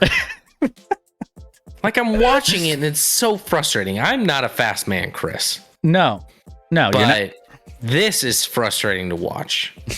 That dude should be escorted out of the airport immediately. I don't know why I'm assuming this is it's an airport, right? There's backpacks, luggage. Yeah, that's an airport. Broncos looks like a Chiefs fan. 13 straight Broncos. 13 straight wins for the Chiefs against the Broncos. Which ends this year. My fantasy football. We got Reckoning's fantasy football strategy is to reach on top players at their position, as in tight end round 2, QB round 4, kicker defense round 10 or 11. Hey, Reckoning is Reckoning in he's in my division? Well, no, I don't know, because Reckoning hasn't even filled out the form. I mean, our own mod hasn't even filled it out yet. So, Bruh. I don't even know if Rec makes a league, because he just has ignored it so much. My brother did betting on the NBA offshore. He got cut off because he won too much, says Garrity. That's a nice problem to have, I guess. And that's bullshit, but the offshore stuff is not, it's shady. It's very shady. Yeah. I've experienced it myself. What I'm saying, NIL deal is these collectives are breaking the rules every day. And like Scotty said, all we know, so now they got screwed, but they have no recourse. It's like robbing the bank and your partner stealing your share of the money. You have no one to go to. I find it hilarious. And I get that, Chairman, but this player who basically left and gets all this money, does he have enough money through that to make it through life? Because he's screwing himself over for the rest of life. He's basically telling everyone else the type of person he is. And a simple Google search will find that. And he's ruining his future by doing it. I get that it's funny now. I think it's kind of funny. He's screwing the team over. He's making this money off of these NIL deals that he doesn't have to work for. But long term, it's just a shit decision. It's a terrible decision. Well, you're gonna It shows that you are not hireable. I don't care that you're a kid right now. You're screwing yourself over long term. Well, in the business world, but also you're going to make way more money as a backup quarterback in the league than you would ever make on any of these NIL deals. Well, he wasn't even going to be a backup. I mean, obviously. He obviously his head wasn't in the right place if he's cashing out on maybe, I don't know, however many thousands of dollars here, but I mean, maybe it's substantial. Who knows?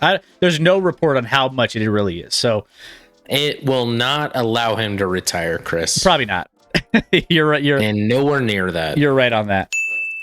So, all right. So there we go. Guys, I want to do a little bit more of this kind of stuff. Try to find some funny stuff on the social media waves. Twitter is undefeated when it comes to all of the crazy funny things that people are saying about sports, about any subject in general. So if you guys like this, we'll bring it back. We'll have some fun with it. Some of the crazier posts and things that happen. Let us know if just throw it in the chat if you like stuff like this, and we can kind of integrate this more and more into, maybe once a week we'll do it. Maybe on Sundays or something when things are a little slower and leading up to the season coming up. So yeah, we can play around with it. Maybe move it to Wednesdays. I don't know. We'll see. But Cuban makes a good point. Watching this guy try to reach the top is like hoping the screensaver hits the exact corner. So that's like a Office reference, right? Like watching that screensaver try to hit the corner. And to be fair, every time I watch this clip, I think this is the time he's going to do it, Chris. He's going to make it this time. Yeah, he can't be this dumb over and over. And then I realize I'm watching the same clip, and it's so frustrating. And I can't watch it again, Chris. Should we watch? He's right there. He's right there. What is he doing? What do Stand up. What do you think we watch this until he makes it? I think we'd lose all viewership. We would. So there you go, guys. Yeah, like I said, throw it in the chat if you like this kind of stuff. Let us know. We need your feedback to know whether or not this is shit, or we can do more. I can pull up 5 to 10 posts next time and have some fun with it. So let me know. All right, let's dive into our next segment here, and that is the top 10 countdown of the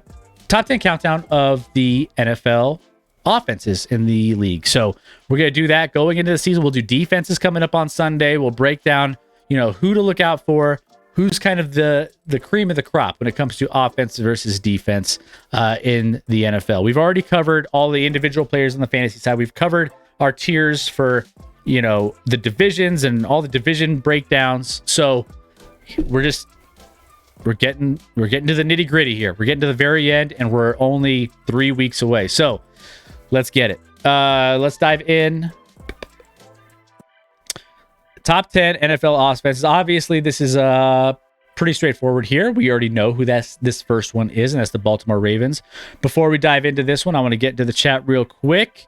It's a fun way to do the news. Okay, love it. All right. You guys see the video from the Broncos put out, players seeing the changes in the newly renovated locker room for the first time. First two people they showed were Russ and Hackett, two guys who had never saw how it used to look. That actually makes a lot of sense with their lack of social media competence in Denver. But they're like, man, that's funny. This is great. This is This is fantastic. amazing. This is amazing. This is such a nice locker room. It's so much better than the one I've never seen before. But make sure you get Russ in there because he's the fakest person on the planet. Russ, he's so fake. That's just the way he literally was crying during the national anthem of this preseason game he didn't play in. Stop it, Chris. Don't try to explain it. It's so fake. It's manufactured. It's not real. No one really has those emotions in a preseason game. Like, you're not even doing shit. Stop it. It's so fake. You gotta understand, he's just a cheesy dude. Mr. Unlimited is slowly becoming intolerable. Stop crying. You gotta understand. Stop crying. He's just a cheesy guy. He likes the cheese. Oh, I understand that, but it's so phony, Chris. It's so fake. It's so fake. It's not real. It's not reality. No one, and if it is reality, I'd almost be more concerned. Well, let's just put it this way. As long as he's winning games, he could be as cheesy as he wants. So, well, all right. Yeah. What happens when he doesn't win games? Then we'll cross that bridge. But I don't think that's gonna be it. How many? No, he'll win games. 5, 6, maybe even 7. Not 9, not 10, not 11, not 12. No. All right, so let's go ahead. Let's dive into this. Top 10 NFL offenses, starting out with Baltimore Ravens. Now, we are starting out with Baltimore. You got Lamar Jackson. You got a running game. But, you have maybe some challenges at the wide receiver position. Let's go ahead. Let's take a look at what they have here. So, obviously, they're getting some depth back at the running back position, which they were just absolutely just destroyed in the preseason last year when they lost literally their entire running back core to ACL injuries and different things that happened. But, you still have Lamar Jackson. Dobbins comes back. You have one of the better tight ends in the entire league in Mark Andrews. But, you still have, when you look at the offensive, line, it's fine. It's fine. I think there's some challenges, maybe a wide receiver. There's you have a guy throwing the ball that maybe can't hit some of the sidelines. We've talked about this a lot. Jackson likes to throw to the middle of the field a ton, so you take away that, and there you go. You kind of have a nice recipe, but you still got to stop the run, and that's what this Baltimore Ravens team does. So, with that being said, Scotty, you have them at number 10. All right. I'm here. So a lot of people would be surprised with Baltimore, I think, at 10. And my thoughts on Lamar winning a Super Bowl. I think ultimately this offense is limited and cannot win when it matters most. But you look at regular season stats with this Baltimore team, they produced. In 2019, when Lamar won the MVP, they averaged 33 points a game. They averaged 29 in 2020. Last year, even before Lamar got hurt, they were averaging almost 26 points a game. So, and that was a team that was banged up. You get J.K. Dobbins back, if not week 1, very, very early this season, could add a lot to that running game. I know he lost Hollywood Brown, but I think he just dropped balls. That was his specialty. Rashad Bateman should be a factor on the outside. Go with Devin Duvernay. Will win the division, but will lose to the Broncos this season. Oh, there you go. Thank you for the bits, Diacola. Thank you, Diacola. Appreciate the support on that. By the way, guys, if you want to send your messages, all you got to do is what she just did just there. Add a little message to any bits that you want to send along, and we will hear it live on the channel. Yeah, so Mark Andrews led the league in yards last year from the tight end position. So you have a lot of pieces here to make a top 10 offense with a great coaching staff. It doesn't seem overly sexy and fun when you watch this offense all the time, but they're productive. And there's a lot of other teams that are going to miss out on this that I thought about putting here at 10. We'll get into those. I don't want to give everything away. I don't want to reveal everyone that's not in our top 10, but this one was a tough call. They're right there, but based off past performances and how productive they've been, despite their lack of postseason success, they're a great offense in the NFL during the regular season under Lamar Jackson. I think that has to do a lot with coaching and the game plans they put together. They like to go to the strengths of these guys, right? The running backs, what Lamar can do. I feel like the problem with this offense for me is they better not get behind in games.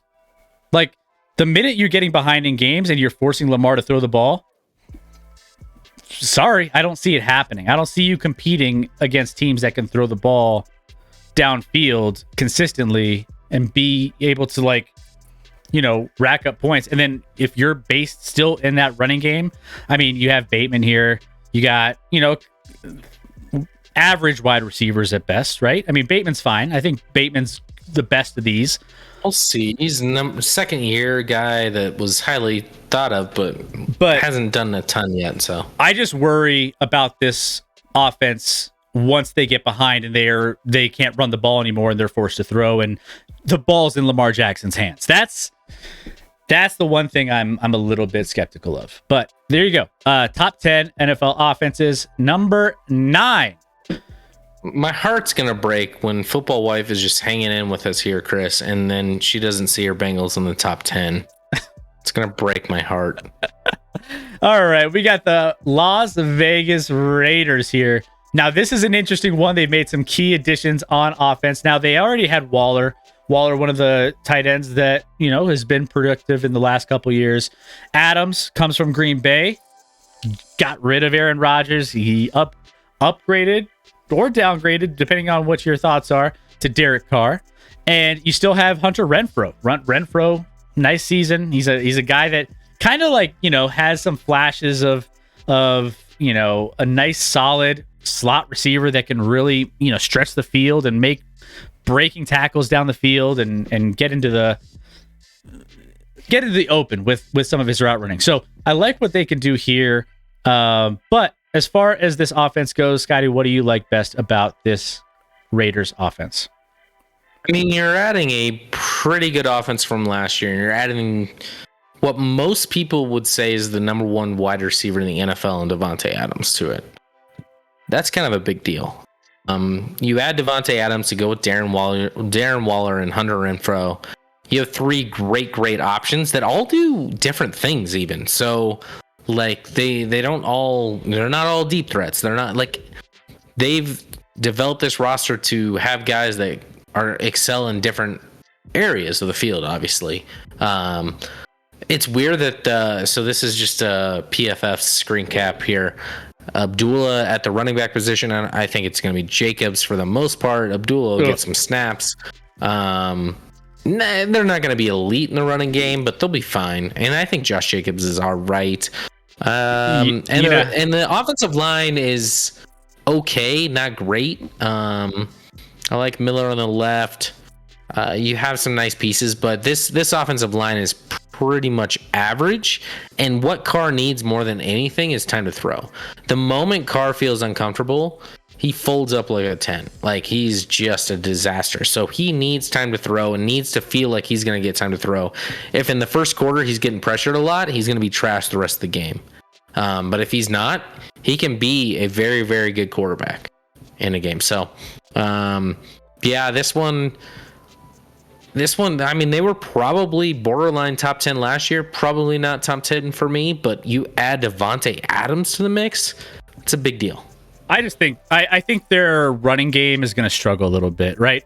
I talked a lot about this in our running back rankings.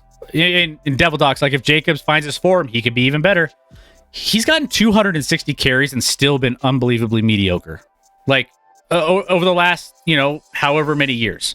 Josh McDaniels hasn't had any running back at 260 carries in the last 5 years.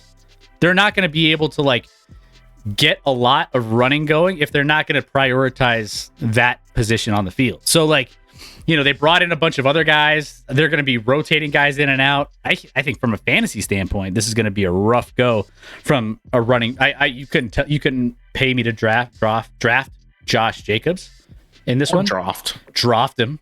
But he was a Gruden guy. He's not a McDaniels guy. So I think what they got Abdullah here. Maybe he's fine, but either way, again, Josh McDaniels, he throws the ball. He's a guy that doesn't prioritize running. I mean, he'll do it and he'll try to work the running backs in the passing game, but I think that's going to be a weakness here for the Raiders, in my opinion. Yeah, I mean the running game might be below average, but who cares? Let's go, JK.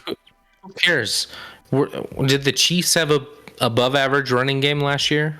No. Running game, I'm not saying running game's not important, because it is, especially for some teams. But when you have as talented of options on the outside as you have with Adams, Renfro, and Waller, like, running the game's almost a mistake. Like, don't run the ball too much. How about that? Yeah, I mean, but it is an interesting question with McDaniels now getting his second head coaching job after the obviously failure in Denver. How that works out and how he's able to adapt to this offense. I'm not sure he's the offensive mastermind that some people think he is.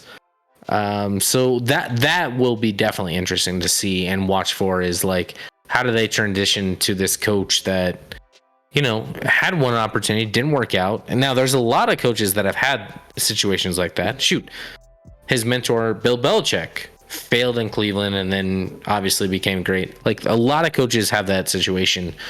So, but I don't know with McDaniels, man.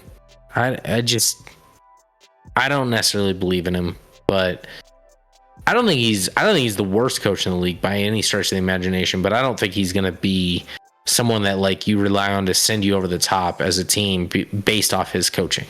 Yeah, I agree. I think he's below some of the other offensive coordinators that have transitioned, in my opinion, to head coaching gigs around the league.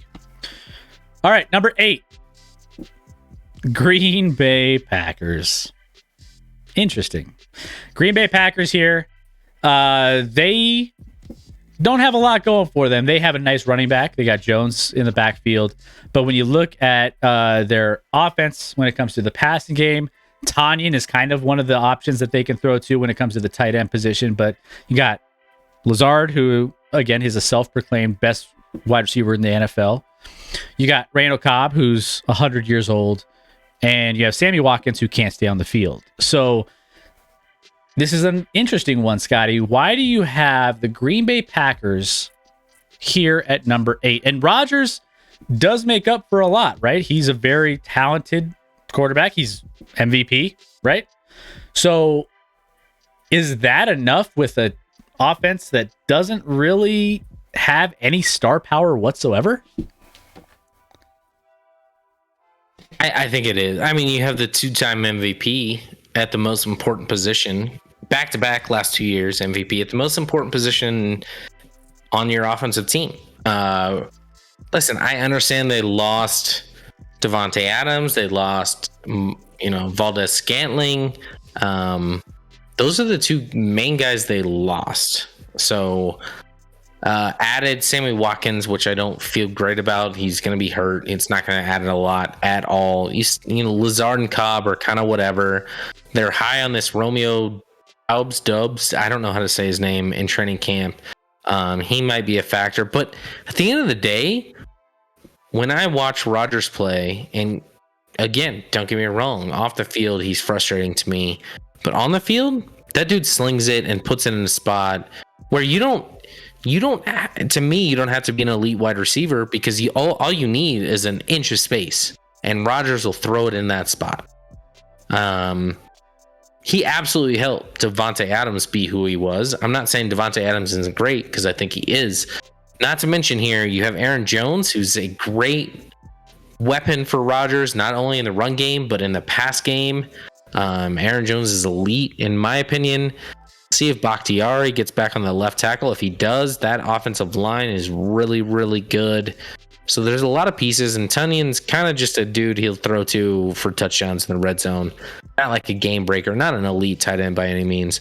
So yeah, I agree. There's concerns, but this is an offense that's been top 5 for years and years and years. So me moving him back to 8, seems kind of appropriate. Like I have a hard time thinking they won't finish in the top 10 just because of Rodgers, but moving back to 8 is kind of like that's moving them back based off their performance in the last 5 to 10 years with a better roster. Rec heading out. Thank you for being here, Rec. Thanks for being the best mod, along with Devil Doc, obviously, out there in the entire Twitch community. Thank you so much. Bye, Rec. Let's give him a nice little goodbye. Good night, Rec. J.R. Smith says goodbye. Yeah. So I think, Aaron Rodgers can only do so much for me. And like, if he's already having troubles with guys running routes and being where they need to be and doing what they need to do, I know it's early and they're getting the kinks out with new players and everything. That's how all of them are. So I get it. But at the same time, it's like, he's always had some decent receivers to throw to. I mean, above average receivers, right? I mean, he had Jordy Nelson back when Jordy was at his peak. He had Devontae Adams. He had some. I mean, all those names are. Who made Jordy at his peak though? Because he left and then he was kind of trash. Well, so was it Jordy or was it Aaron? I think it was a little bit of both. Would you say Jordy Nelson at his peak was better than anything on this roster now? Probably. Yeah. Probably. Yeah. So yeah. So I mean, you said it with Devontae Adams. Like Devontae Adams left. Now Devontae wasn't trash, but he's definitely going to get downgraded going into Derek Carr. Does that mean Devontae is trash player? No, I mean he was definitely elevated from Aaron Rodgers. That's 100% a thing. But I mean, I am. This is the most skeptical I am on any team that's a favorite in the NFC to like make it far. This is the tough one I struggle with. Dallas Cowboys coming in at number 7. Let's go, Dallas. Obviously, you got Dak Prescott coming in here.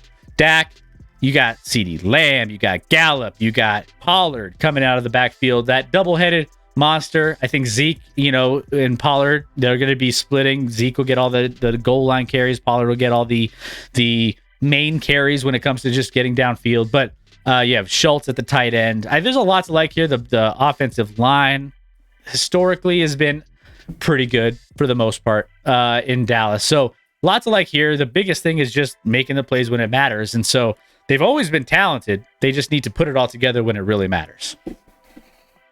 Yeah, I mean, this offense seems to find a way to finish top 5 no matter what a lot of years. I was going to pull up something here. Hold on one second in my own mind, not in everyone else's.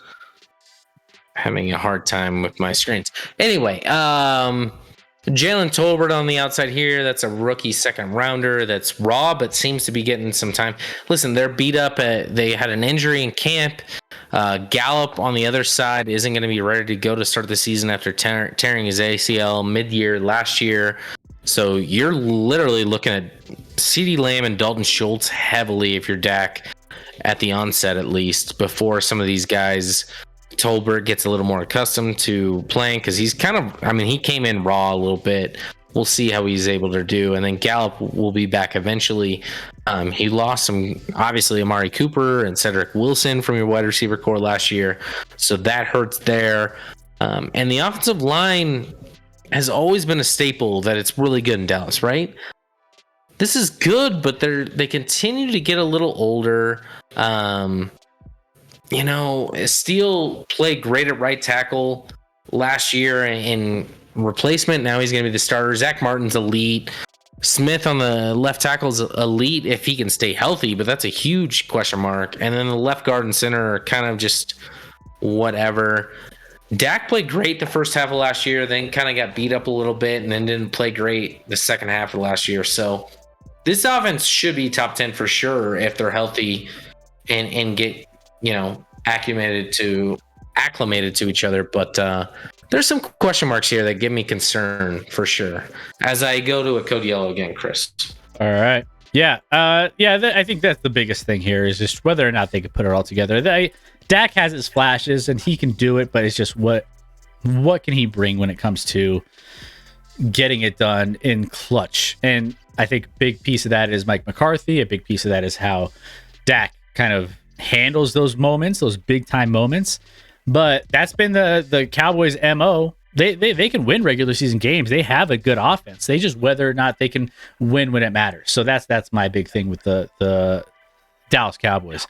Welcome in Money Magic Lamb, #1 fantasy receiver this year. So you're loving some Lamb. I think someone else, Broncos, said he was high on his draft board. So everyone's high on CD Lamb. I think he stretches the field. I think he can do a lot. This division's maybe not the best division, so you can maybe do some work against some of these defenses. So yeah, I think he is by far the #1 option downfield, stretching the field. Hello everyone. What did I miss? What's up, Clout? How we doing? Hope you're having a great week. Welcome in. You're halfway there. We're halfway to the weekend, so hope you're having a great one.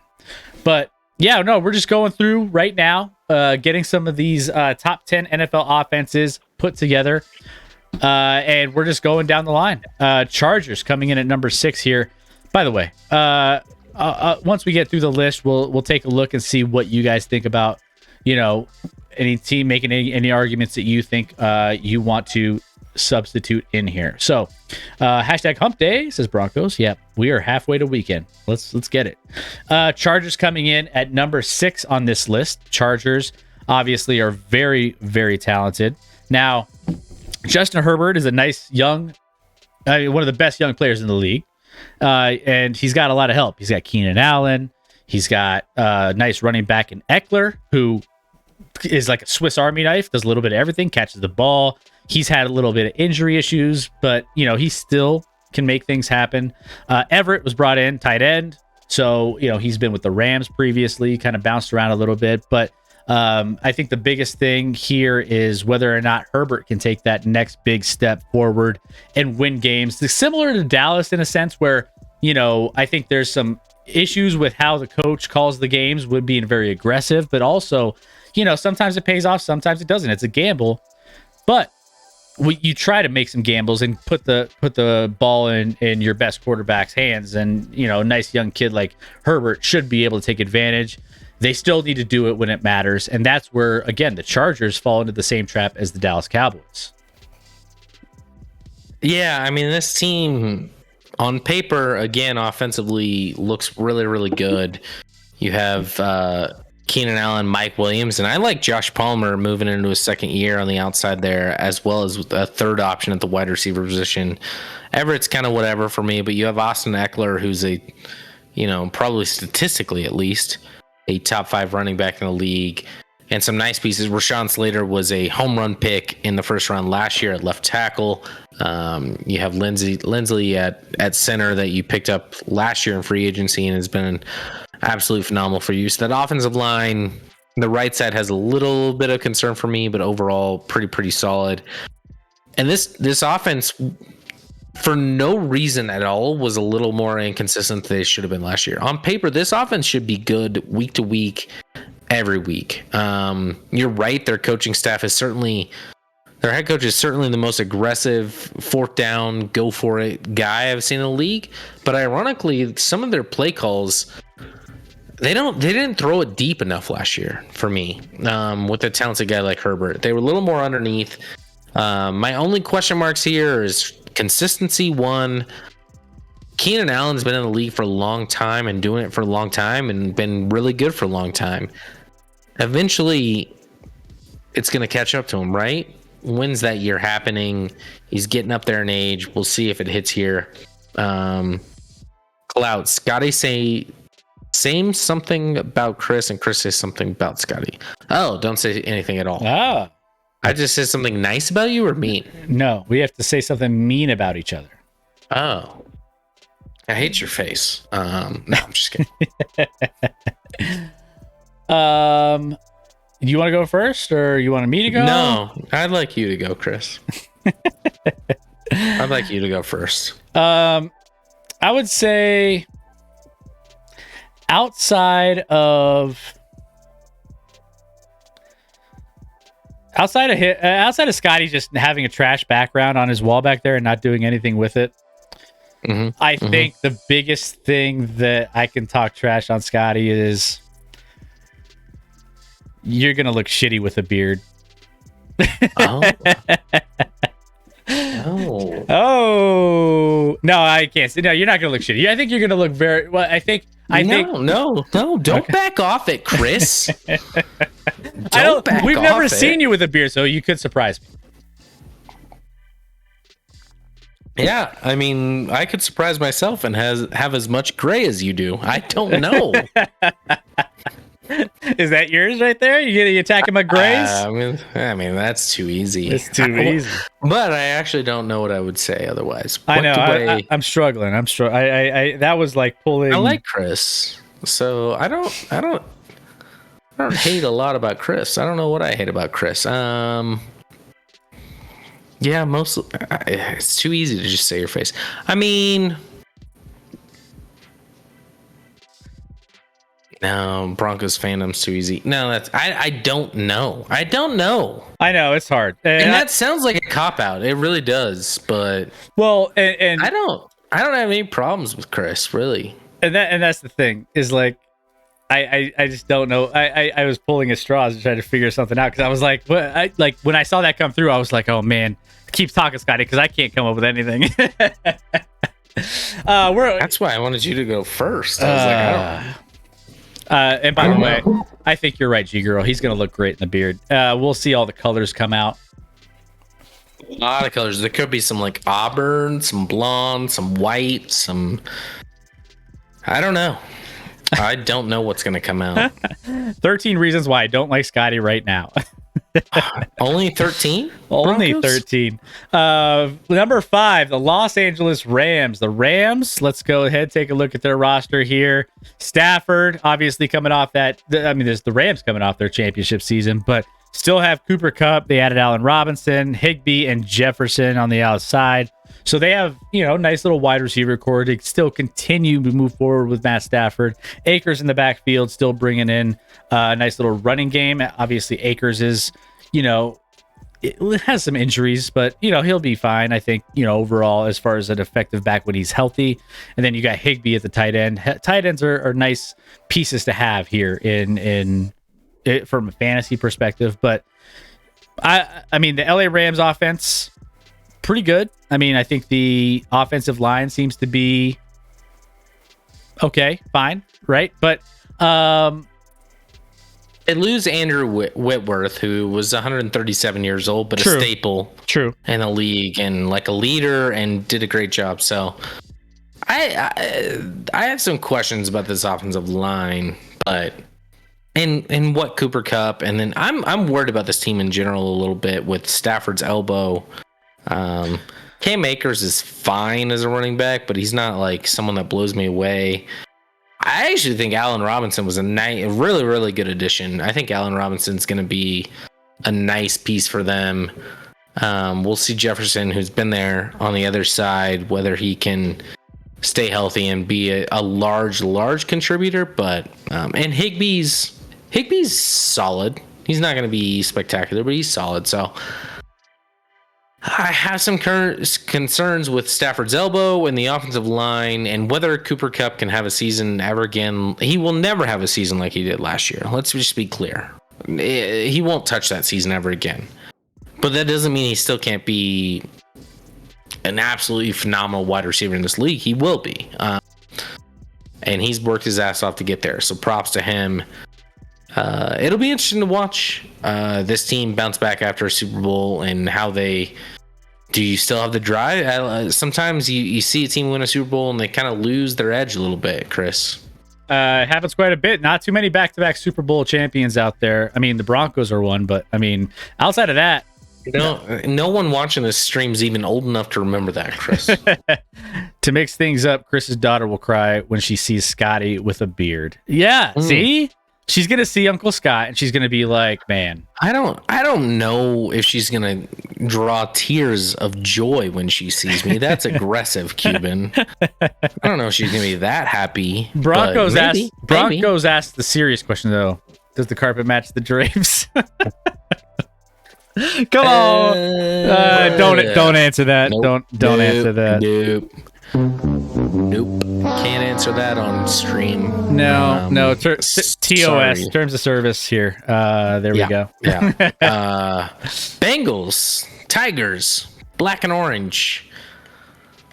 Number four offense. I mean, listen, obviously this team made the Super Bowl last year. You look at the weapons and you're like, man, you got Burrow, you got Mixon in the backfield.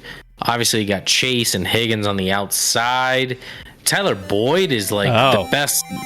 I mean, Tyler Boyd is the number 3 wide receiver. Is just stupid rich in wide receiver. Thank you, football wife. Thank you. Now there's an offense. Thanks for the biddies. Yeah, I mean, there's a lot of pieces, and yeah, they shored up. Clearly, we'll see how it all meshes with the offensive line, but they addressed what was the obvious issue of this team, Lyle Collins, along with the center here, Karras, right? And maybe one more. I'm drawing a blank right now on all the pieces they added here, but they addressed what they needed to address. This offense has, the ability to just be absolutely dynamite next year and just dominate the league if they stay healthy. There's no reason this offense won't be even better. And I've seen a lot of projections that have Higgins and Chase both finish top 8 in fantasy in wide receiver play. So they're going to throw the ball around, and then you got Mixon, who's certainly a top 8 running back at least when you're talking fantasy and just in general. So along with Burrow, there's not a lot of things to poke at here. Hayden Hurst is going to be their new tight end. We'll see how he fits in with that offense. But honestly, not a lot to pick at here, Chris. We're talking, this is number 4 offense in the league, and they're going to be good. They're going to be very, very good. Yeah, no, it's star power, right? I mean, Jamar Chase is star power, right? Higgins, Boyd. I mean, man, how do you cover all those guys? How do you legit? I mean, that's a hell of. If Burrow keeps excelling the way he is, if he keeps coming back, man, that's a hell of an offense. So I'm with you. There's not a lot to hate about what this offense brings to next season. So, football wife, I'm sorry, I don't get any of the audio, so I would never talk over a message on purpose. I just don't hear it. Have you not been getting the audio for the bits you used to? I get the audio for it almost seems late, but it's the bit on the audio, but I don't hear the message. Oh. I used to hear the message. Now I don't even hear the message, but I do have some audio on the pass or whatever. I'll have to take a look. All right, so here we go here. Next up is the Tampa Bay Buccaneers. Tampa Bay Buccaneers obviously returning the oldest quarterback to ever exist, and that's Tom Brady. He's only 150 years old. Leonard Fournette. Joe Namath. Is he older than Joe Namath? Leonard Fournette in the backfield here. But, yeah, Godwin is coming off an injury, which I have high hopes for Godwin, actually. I really think that he could be a decent wide receiver, and I think he could be, between Gage, he brought in Gage, he's a nice piece. Evans is always going to be, he has some injury issues. Anytime you ever draft Mike Evans, there's always those weeks that you need him and he's just not available. But he still produces when he's in the game. So from that standpoint, you still have a lot of options to throw to. Rudolph in the tight end slot, so that's fine. But, Brady still does have weapons and he can still make it work. And Brady's Brady, realistically. So as long as he doesn't have a fall off, which we've been, if you go back and look at some of the ESPN and Fox Sports analysts saying he's going to fall off when he was 5 years younger. People have been waiting for the fall off to happen for years, and it hasn't happened. He's in his 40s now. Does it happen this year, Scotty? No.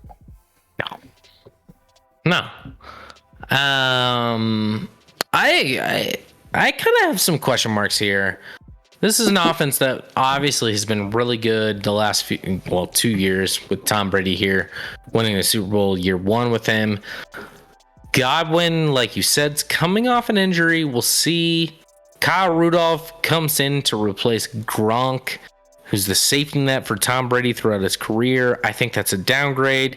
You lose a couple guys on your offensive line in Ryan Jensen and Karras, actually, who went to, or Kappa, Alex Kappa, not Karras.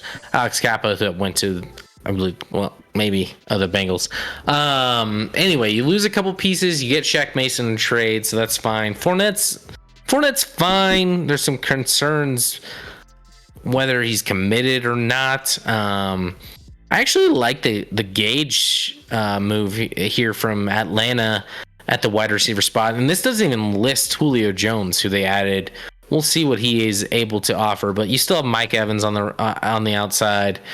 Obviously, Tom Brady's having a 2-week siesta from training camp, Chris. It must be nice to be Tom Brady and just be able to be like, I would like to not be here for 2 to 3 weeks and spend time with my family, and then I'll come back and make things important. So maybe that hurts them a little bit. For a guy that like harps everything on like, you know, the timing and the connection to wide receivers and making sure we're all on the same page and we're just going to work harder. Listen, I'm not hating on Tom Brady for doing that, because he's at that point in his career where like, if he wants to do that, who's going to say no? But it's also interesting because a guy that's so driven and so competitive as him, it's a weird dynamic to kind of put yourself in that situation. And I mean, it's you're not helping your team or helping yourself by doing that, right? Maybe it doesn't hurt you in the long run, but it's going to hurt you in the short run. And you have a gauntlet of a schedule to start the season. If you guys haven't looked at the Bucs schedule to start, it's a beast. Broncos comes in. Does Brady retire before the season starts? Probably not, but there's rumors out there. That's the, because here's what's weird about the whole thing. If this was true the whole time, that this was the plan with Brady and this is what he asked for and this is what was happening, why wouldn't the Bucs get in front of it and be like, hey, here's what's going to happen. Tom's going to be here for a couple weeks and then he's going to leave.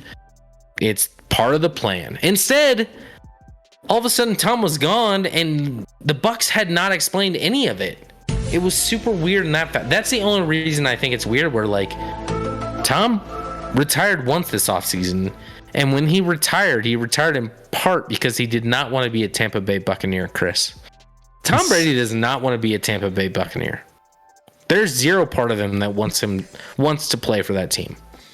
But here he is trapped after the whole Miami thing fell through. He's trapped. And it's a trap. And here's where you either play here or you retire. Maybe he does retire, Chris. He might. Who retires first? Kevin Durant or Tom Brady? Tom Brady. Kevin Durant's not retiring. That's just, oh my There was all those rumors coming up this past. I hate NBA rumors sometimes. NBA rumors are the most. That's what makes it fun, though, is the insanity that are NBA rumors. All right, here we go. Buffalo Bills, number 2 coming in. Buffalo Bills, obviously the Super Bowl favorites, and you know, Josh Allen leading the way on this one. Diggs, McKenzie, they got Knox in the tight end slot, Cook in the backfield here. But I mean, the Bills, they competed hard. They went toe-to-toe with the Chiefs last year, came up short. Obviously, you all saw one of the greatest games. It was insane last season. And here we are, the Buffalo Bills Mafia coming in. Number 2 offense on our list here, Scotty. I'm going to get so much hate moving forward, but Cuban Benny, by the way, said MPJ is going to retire first, probably. Chairman, and then Arians retired unrelated to Brady coming back. Yeah, it's ridiculous. Of course, it was related. Like, Tom forced Arians out. We all know it. Everyone knows it. Sorry, Chris, I got thrown off right there because my laptop says it's running on low battery. but at the same time, it's plugged in. So I'm trying to figure out what's happening there. Do what you got to do if you need to get that fixed. SDG. Kevin Durant is soft with burner Twitter accounts. That's not a rumor. What's up, SDG? SDG always likes to pop in. He loves to hear those coming in hot. Well, we're coming in hot very soon here in a little bit before Scotty's computer dies on him. No, I fixed it. I think I fixed it. That was a quick fix. I'm just an idiot, Chris. Just plug it in a little more. There you go. Yeah. Kevin Durant is crazy soft. Best game of the year, of course, Bills versus Chiefs. Yeah. So this Bills offense, I think most people have them at 1, Chris. I think most people have them at 1. I'm not there. Now, you take the offense versus New England, and then sort of the offense against their offense was really good against the Chiefs. I will still hold fast that the Chiefs offense was better in that game. But no one will listen to me or believe me because I'm a Chiefs fan. But obviously, Josh Allen's incredible. I mean, far exceeded my expectations for him, and he's awesome. Stephon Diggs, I like where Knox is headed at tight end. Isaiah McKenzie's a nice slot. Gabriel Davis, everyone's new sweetheart after he had 537 yards against the Chiefs, I think, Chris, in that game. I'd have to check the numbers, but I think it was 537 yards. I'm gonna take my code yellow, by the way. The offensive line to me is okay. It's not. This is not a great offensive line, and that's the biggest issue I have with Buffalo. The offensive line, along with Allen, seems to have off days. Allen, if he's not, accurate, like, it's over. Like, he has. Just go back and look at game to game last year, and it's not hard to find. Like, yes, he was incredible in the playoffs, but there were games during the regular season where he was not good, Chris. And that's why they can't be 1 for me, is because they're a little too inconsistent at that position for me compared to the consistency of the juggernaut. Yeah. Oh, Chris, you're going to get a code yellow. Sorry, guys, you're spamming it. You've all heard it. A lot of code yellow in the chat as we go here, but tell me, guys, if I'm wrong, but like, Buffalo is great, and they absolutely could win the Super Bowl this year. There's no doubt about it. But the fact that they're hyped as like this favorite to me is bizarre a little bit. It's a little bizarre to me, based off history with other teams. Are they in the mix? Of course, and they're really, really, really, really good. I just have a hard time salvaging. And well, this depth chart's weird. Like, they put James Cook, their Dalvin Cook's brother, that they drafted in the draft as their top halfback. I think he's going to be more of a third down back, more of a out of the backfield pass catching guy. Klepp says they got Von Miller. That's true. That's going to help the defense, I think, for sure. This is talking about offenses, and I'm just not there to anoint this as the number 1 offense with a team that was inconsistent as much as they were. Like, you go and you look at like their DVOA on Football Outsiders, which is a pretty solid metric. This team was not even close to the top offense in the league last year. Not even close. But people are ready to anoint them, and I think they're great. I think when they need to be great, they will be, but consistency is a concern. What about Herbert against the Texans, says Klept? It seems like week 1. Sorry, the chat's moving on me. Week 1 has some really interesting matchups. Bills versus Rams being one of them. That's going to be a great matchup. I'm so looking forward to that game. Clout, I have Bills winning the Super Bowl. Playoff Prediction is a website that you can guess all team records and then the playoffs to the Super Bowl. So, interesting. Nice. Yeah, I think there's a couple websites out there that are doing stuff like that. I like all that kind of stuff. Throwing out your predictions. Their defense was number 1 by EPA or EOA. I forget the metric, says Klept. Yeah. Klept almost is going to prove my talking point moving forward here. by saying that. Ooh, okay. Well, Chiefs, you have as number 1 offense. Dude, guys, Scotty likes making these lists. impartial. This is totally impartial. And Who didn't see this coming? yeah, I have the Chiefs at 1. No one else does. But wait, they lost Tyreek Hill. Okay, let's keep in mind, last year they had Tyreek Hill and Travis Kelce, and then they're like number 3 was like Demarcus Robinson, who literally signed with the Raiders and was just cut by the Raiders. That's how bad their wide receiver depth was a little bit. Now you move to a situation where you add Juju, you add Valdez-Scantling, Marquez, you add Sky Moore in the second round of the draft, who I think is going to contribute a lot this year. The depth at wide receiver is far superior. Do you have a Tyreek Hill? Of course not. Of course you don't. You don't have a Tyreek Hill. I acknowledge that. But I literally watched a 5-minute clip today, ironically, from a Rich Eisen, Chris, on his radio show. You know who Rich Eisen is, don't you? I do. Yep. Okay. He NFL Network, and he does his own, I think, podcast, right? Yeah. So this was his podcast, his show. And he basically said the smartest player he's ever encountered after their career as far as like knowledge of the game was Marshall Faulk. Falk. Kind of said that weird. I apologize. Anyway, Marshall Faulk made a point when Megatron retired. I'm saying that really poorly. I understand that. That Marshall Faulk said, Megatron retiring, Detroit's offense will actually be better next year. Better. And Sherman's like, that's fucking crazy. That's insane. I honestly think there's a large part of me that thinks Kansas City's offense will be better than they were last year because they will spread it around. They had one offensive series last week with Mahomes in the first string offense. Mahomes went 6 of 7 for 70 yards and a touchdown, and he hit 6 different players with no one had 2 catches in that drive. You just don't know where the ball's going. Oh, by the way, Juju didn't even have a catch on that drive. Who I think is their number 1 moving forward is Juju this year. He didn't even have a catch. So this offense is number 1 wide receiver outside of Kelce, of course. This offense is unpredictable.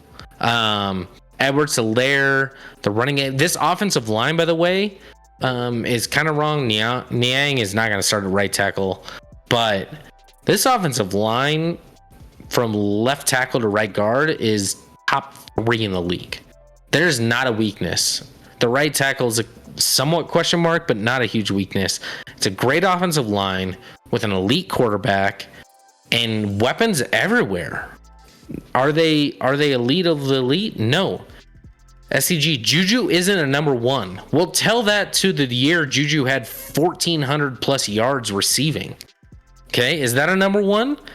How many guys in the league have ever had a year over 1,400 yards?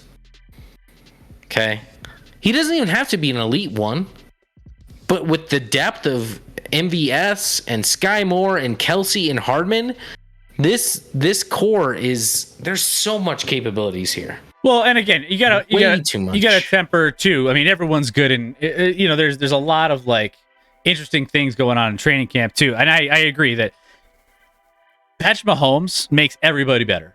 Like that's just what he does. Like to your point, I like the point that you said that it's like they kind of force the ball to Tyreek a lot of times and put him in some weird spots, put Mahomes in some weird spots, and throw in the ball.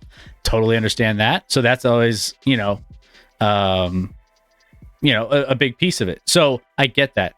D-Pain, first time ever joining in. He's like, how did I get a gifted sub here?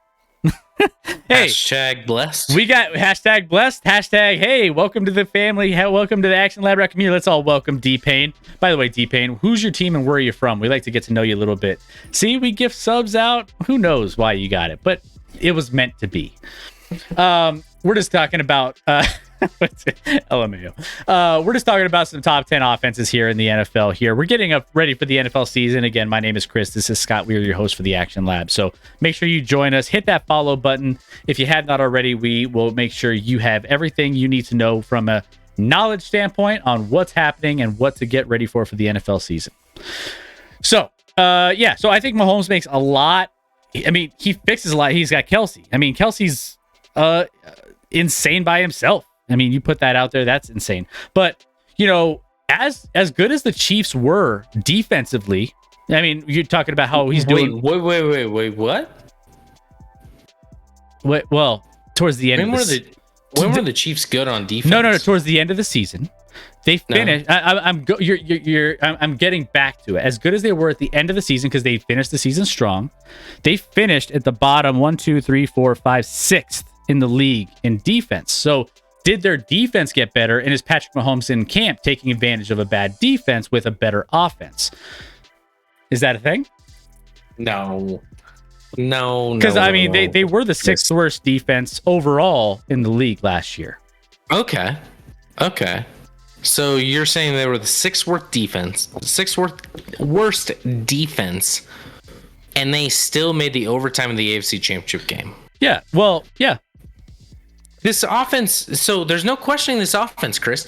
I know the offense is good. I know. In DVOA, which is the metric that I talked about earlier from Football Outsiders, Mahomes has been the starter 4 years in this league.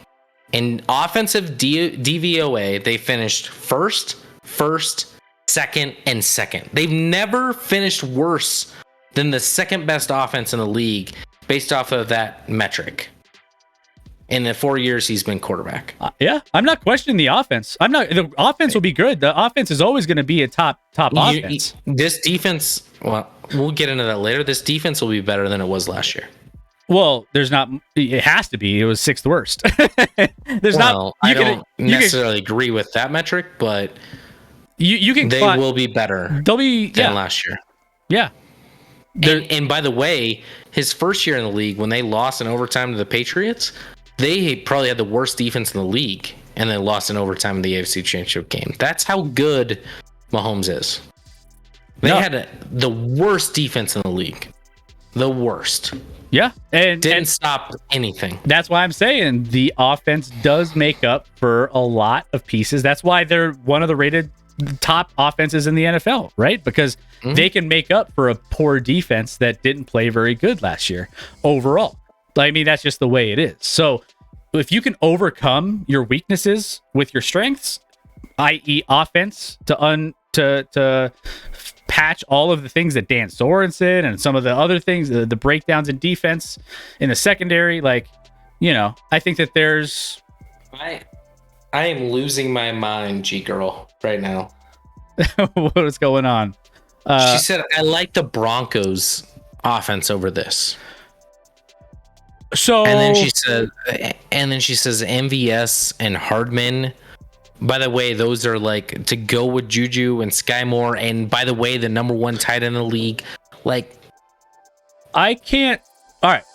That to me is wildly inept. I would say, offense, She-Girl. No offense. The Broncos offense. Jerry Jeudy, by the way, let's let everything out of the bag. Jerry Jeudy was an awful pick and will be an awful pick, and he's not good. You can't say that yet. Yes, I can. Chris. Who is throwing in the ball? Oh my gosh. Why do you protect people so much? Are you saying Drew Lock is the king of throwing the ball? I'm not. But everything in camp, by the way, is Cortland Sutton is dominating. The connection between him, Russell, and Cortland Sutton is so much better. And everything literally Denver radio pumps sunshine and rainbows, Chris. But they don't say that about Jeudy. Something has gone terribly wrong with Jeudy. Jeudy is not good. So you have Cortland Sutton and what else? So Hardman or Jeudy, it's not even. Hardman's not their number 2. And MVS or Cortland Sutton, that's not 1 versus 1. Or does Travis Kelce account for 0? And not to mention, the Chiefs' offensive line is worlds better than the Broncos. Worlds better. And their quarterback is worlds better. I'm not going to argue. G-girl. But I'm going there. I'm not going to argue. Oh, my goodness. I'm not going to argue that the Chiefs or the Broncos, Chiefs and Broncos are on different levels, right? Javonte Williams better than CEH. No, that's irrelevant. I don't even care who the better running back is. The running game is. I digress. Here, there's no question the Chiefs are a better offense than the Broncos based off of just the quarterback by themselves who can get that going. I get it.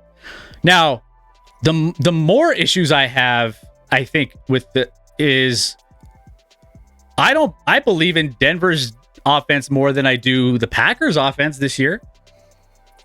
I mean,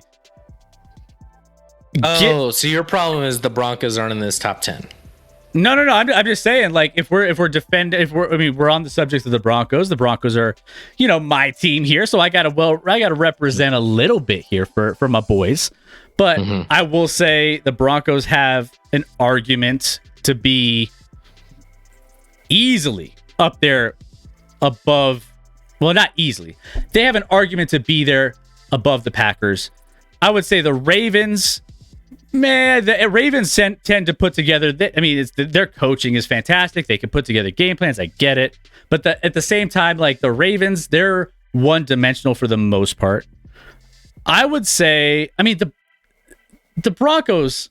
If you look at Cortland Sutton, let's say Jerry Jeudy doesn't pan out, but he's serviceable. Let's say KJ Hamler can have a nice stretching the field, right? He can stretch the field. He can get downfield. Albert O, nice tight end. Living fairy tale land. Go ahead, Chris. And we have a couple running backs that can get it done. I can say that's almost a better offense than what Green Bay has to work with. And you could argue anything you want. Yeah, and I feel like it's. The problem with the Broncos is you have a new quarterback with a new head coach. That's a first-time head coach with a first-time offensive coordinator. I get it. Cortland Sutton wasn't good last year, by the way. He had like 800 yards, and that's your number one. Right? Albert O wasn't even your starting tight end last year, even when he was healthy, and then he wasn't healthy. And in fact, he's not been healthy a lot. He's more of a red zone guy than anything else. Your offensive line has a lot of issues, I think, at right tackle, at center, some of the guard play, and even at left tackle. When that guy doesn't get called for holding, he's fine. But if he does get called for holding, he's a problem. And Jerry Jeudy's been, from all reports, this isn't me. This is reports from people that love the Broncos locally. Jerry Jeudy has underwhelmed in camp this year. Underwhelmed. And I promise you, this is the same people that hyped up Case Keenum, Trevor Siemian. Like, they look at good plays and they're like, we can do it. And they're so down on Jerry Jeudy. And when Jerry Jeudy was picked, I thought he was going to be a player. I thought Jerry Jeudy was going to be very good. I think there's something clearly is gone awry, and there's a problem. And I don't think he has the it factor. I don't think he has the passion. And Cortland Sutton to me is a good 2. He's not a 1. And Jerry Jeudy now becomes a 3. So you have a 2 and a 3 with a backup tight end and a decent below average offensive line to go with a borderline top 10 quarterback. Is that really that great of an offense? Here's the thing, right? As I said, G-girl. Sorry, Chris. As I said, Russell Wilson had 2 better wide receivers in Seattle to throw to than he's going to have this year. DK Metcalf and Tyler Lockett are better wide receivers than anyone on Denver's roster right now. Here's my thing with, and I think the Broncos are. It seems like a lot of people don't give a lot of love to the Broncos based off of like, and rightfully so with like the new offense, the new everything else. That takes time. We see that in any sport, right? There's always that growing pain. I get it. But from a pure talent standpoint, if you're giving me the wide receiver core for the Broncos versus like, let's say the Packers, you're giving me the backfield. I mean, the backfield, maybe you have a stronger backfield with one person in Green Bay, but realistically, I mean, the Broncos weren't separated by much when it came to, I mean, the Packers finished 10th in the league overall last season in offense. Now, just overall, that's fine, but they lost their number one overall wide receiver option. He had just triple the amounts of the next available wide receiver. It was just ridiculous how much Devontae Adams was the focal point of that offense. Then you got Lazard and Cobb, right? Then what are Lazard and Cobb? We get it. But there's just a lot of things that I would rather have on the Broncos roster than I would on even the Green Bay roster. Now, again, I'm not challenging that the Broncos should be, top 5, but I could easily make an argument that they could be up here at the bottom end of this top 10 with Green Bay. There's a or huge Baltimore. separation at quarterback. Devontae Williams. That's my problem there. Just wait. Chris, and people are going to think I'm just a Broncos hater. So you can vouch at least for this, Chris.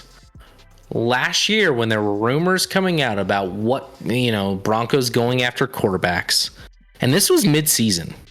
You know where I'm going with this, Chris. Yep. I said I would be worried about Aaron Rodgers.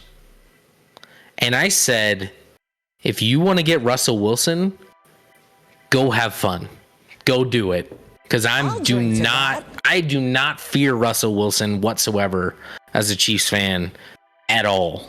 I said that mid-season last year, not on the offseason, not after the season. I said that mid-season. Correct, Chris? Correct?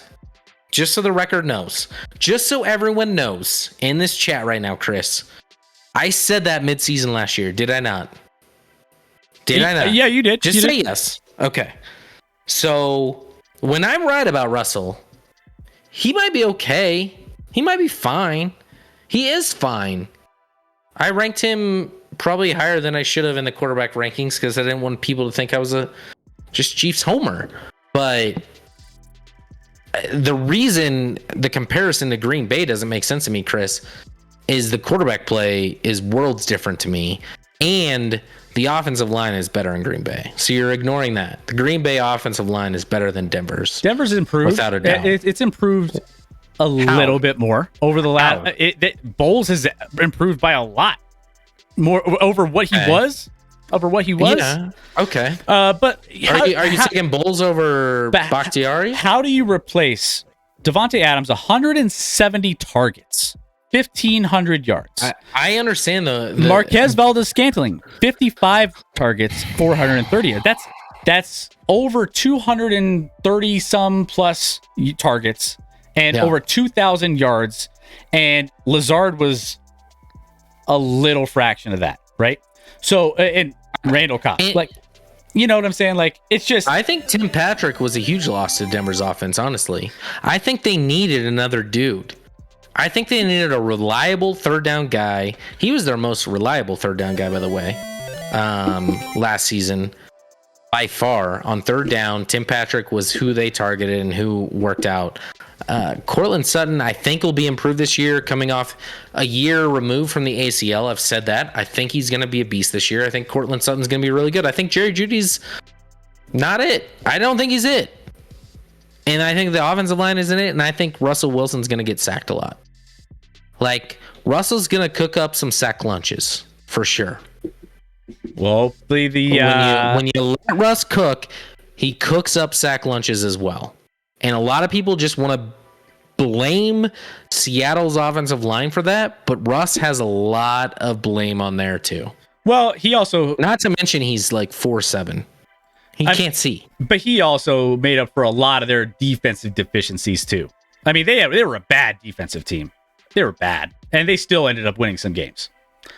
All right, so let's get to the chat here. Saludos desde Rosario, Argentina. Hey, what's up, how I would've Kiwi? said that. Kiwi. Is it weird that I can pronounce Spanish? Yeah, I was like, why are you better at pronouncing Spanish than English? I don't know. Weird trait. Diacola, thank you for the bits. Also, G Girl, thank you for the bits all coming in. If you can't say something nice about the Denver Broncos offense, says Devil Doc. Well, I think Scotty just mentioned he likes Cortland Sutton and a couple others. I mean, if you want to take that, Scotty. Broncos said, so Scott values Juju numbers, but not Adams, but on new teams. I said Adams is the monster. I think Adams is a huge addition to the Raiders. I'd rather have Mark Sanchez than Drew Lock, says Clef. JK, let's go. What else? Let's talk. When you lose to the Broncos this season, Diacola, G Girl, DK, and Lockett's stock went down because they have no one throwing to them. So, as far as Drew Lock goes. G Girl, real quick, because she said, sorry, Juju, MVS, and Hardman are not ones. All right, Kelsey's are one, so fine. Would you take G Girl? Forget everything else. Just weapons to catch the football. Would you take Juju, MVS, Hardman, and Kelsey? Or would you take Sutton, Judy, Albert O, and Hamler? That's not close. And that doesn't even bring in Sky Moore for the Chiefs. Well, who I think will be a legit weapon this year, the second round pick. There's also a gap in the quarterback play. Of course. Like, there's a gap there. So, I mean, obviously, if you throw Mahomes on Denver, all of a sudden, things look a little different with those wide receivers. They're all automatically, like, high-end targets and receivers, right? Albert O obviously becomes a huge piece. I mean, it's a gap there. G Girl, why do you hate Hardman and MVS so much? So, all right. So don't forget we have Hall of Fame Hinton. There we go. All right, we're getting to the bottom of the hour, but we want to make sure it's fun. I've gone off in tangents. I understand. It's fun. It's fun. Hey, you know what? That's why we're here. We love to have debates. We love to have. That's what the sports conference. Like, if it was all rainbows and sunshine on this show, and not to say that we're like getting heated or anything, we're just having a nice, fun debate. It's all good. We're having a nice, fun debate, and I love this. This is what the NFL season brings out of everybody, and we want to make sure we carry this through to the beginning of the season because everybody's fired up about their team. Everybody thinks that they have a chance. You've mentioned it plenty of times on this show, Scotty. Everybody looks good in camp. Defenses that look terrible look good. The offenses that look terrible look great. Like, it's fantastic. And we're going to get into all of that. We're only 21 days away. And we're going to make sure that you guys have everything you need. And we're going to have some fun debates. We're going to talk trash to each other in respectful ways. But we're going to enjoy all of it. So let's dive in. We have one more segment to close out the show tonight. By the way, we will be getting to our defenses coming up on Sunday night. So make sure you guys tune in. Hit that follow button if you have not already, because it means the world to us. And you get those notifications each and every time we go live. So we also have our pick'em and our contests going as well. So exclamation point contest in the chat will get you all the links, pick'em and Survivor. I think we have a lot of people joining in, and we want you guys to be a part of it. It's free. Scotty, it's free to enter, and you guys can win some sweet, sweet prizes. So make sure you join in our Pick'em and Survivor League. We're giving away some sweet, sweet stuff. You see their password, Lab Rats for both. Capital L, Lab Rats, one word. To get into the Pick'em and Survivor, super fun. We're going to have a good time with it. We'll talk trash throughout the season on both. It'll be a lot of fun. It'll be a lot of fun. P3P, welcome back. The Raiders are winning the World Series this year. You're right. I got. Yeah, maybe. It could be a thing. It's what the Carr brothers probably think. My football team has no chance. My fantasy football teams always have a chance. That's right, SDG. You see, sometimes when you just don't have that same hope, it's fine. You can still fall back on your fantasy football team. I'll take my Steelers wide receivers over KC's wide receivers, says Devil Doc. Okay. Well, that's ignoring quarterback play, but fine. And the tight end position, but cool. All right, cool. So let's go ahead. Let's dive in. I actually decided to name my car Derek in honor of the Raiders. Interesting. P3. Interesting. Do you Scotty, is your car's name? Have you ever named your car? I don't name cars, to be honest. I name my car. The only thing I've ever named my car is my mom always called her cars Betsy. So when my car like is struggling to pick up steam or something, I'm like, come on, Betsy. But I haven't named it Betsy. That's just a thing from my childhood. I call my Jeep Craig. Come on, Craig. Right? Craig. Okay. It's kind of it's a throwback to Friday. I don't know. I just like it. Whoa. Patty had the third best rookie tight end season. Noodle arm Ben included, so only can go up, Scotty. So shouldn't we feel really good about a 1,400-yard season from Juju with Noodle arm Ben a couple years ago in KC, Devil? I don't know. I'm just saying. And again, are you trying to say that Pat Freiermuth is on the same level as Travis Kelce? Is that what you're stating right now? I'm not saying there's anything wrong with Pat. He ain't Travis Kelce. Scotty, can we agree the Browns are terrible at least? Browns are the worst. Browns are the worst. Yeah, we can always agree on that. That's always safe. All right, guys, let's get into it. We have so Scotty, this is going to be one of the more interesting coming in hot because I recently, and by recently, I mean I binged it last night. I think it came out like 2 days ago. I binged it last night when I heard it came out. The Manti Te'o documentary on Netflix was absolutely insane. If you guys haven't watched it, go to Netflix tonight, tomorrow, whenever you have some free time, and go check out the Manti Te'o documentary. It's new on Netflix. It's only 2 episodes, but it is fascinating. And the way they break down everything that happened in that, like, there was stuff I didn't even know about. Like, when it came to the catfish situation, when it came to the behind the scenes and how, because there was so much in the media that you all saw that didn't necessarily get told afterwards. You just had this mentality about Manti Te'o that, oh, he's in on it, or I'm gonna let you get to it, Scotty, but go check it out. You won't regret it, and it is fascinating. You feel I'm gonna stop there. Enjoy it. Go watch it. Scotty, coming in hot on this topic. I can't wait to hear it. Let's go. Scotty A. Smith coming in hot. And STG with the perfect segue here as you introduced it, Chris. Manti Te'o, the guy with the pretend girlfriend. That's what we all think. That's what we all remember. I remember this story, guys. I am guilty of so much in this, and this is what I want to talk about for a second. So, flashback, it's like 2012, late 2012 season. Notre Dame dominating. Manti Te'o is the hero of Notre Dame football. They are having a miraculous season, undefeated season. He has a girlfriend, Lene. I should have brought up Lene. He met her online. They talked on the phone all the time. Yes, he had never met this female. Here's where it all goes awry, though. So, here's how I remember it, guys. All of a sudden, Deadspin, a company at that time, like a website at that time I wasn't familiar with, it wasn't a big deal. They had like 8 staffers on it. They got a tip about the fact that, so what happened that year is Manti Te'o in that year came out in the press. His grandma and then his girlfriend, Lene, passed away on the same day. She was battling leukemia, his girlfriend, who he had met online. Did he ever stipulate to anyone, oh, by the way, I had never actually met her in person? No, but like, why would you go out of your way to say that at that point? Like, you're just mourning the loss of this person. You're letting people know. It's a storyline that year as Notre Dame reaches the national championship game against Alabama.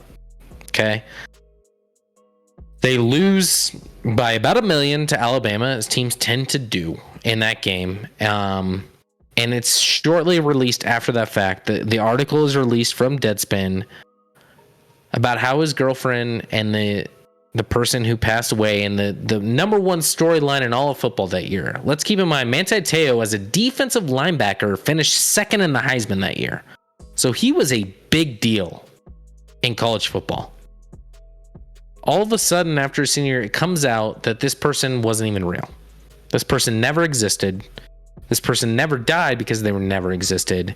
And it was insinuated in the article that Manti Te'o played a role in this and worked with this person to give him, publicity in the sense of publicity and mourn me because I lost my girlfriend in this tragic fashion.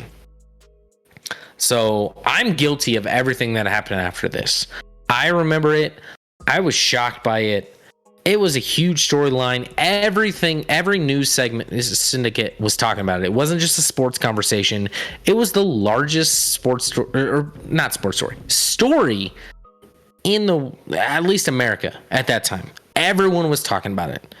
And they were like, oh, he must have known. How could he not know? How can you be so, stupid to not know that you never met this girl? Of course you knew. You were in on it. A lot of people question this was a cover-up for him being gay, and this is just how he hid it, by making up the fact that he had a girlfriend. There were a lot of storylines that were just so inappropriate at the time. When you watch this documentary, though, you will literally, and to be fair, the media is to blame for sure, because they didn't research it fully, and they blamed, Manti in this. And Manti was clearly a victim. He, for all intents and purposes, he was a solid individual. He was a leader of a football team. He was a leader of men. He was a great guy. He had good morals. He did everything the right way. And he fell for this. And keep in mind, catfishing is a lot more normal now. But at the time, in 2012, catfishing wasn't a thought. That wasn't a thing out there.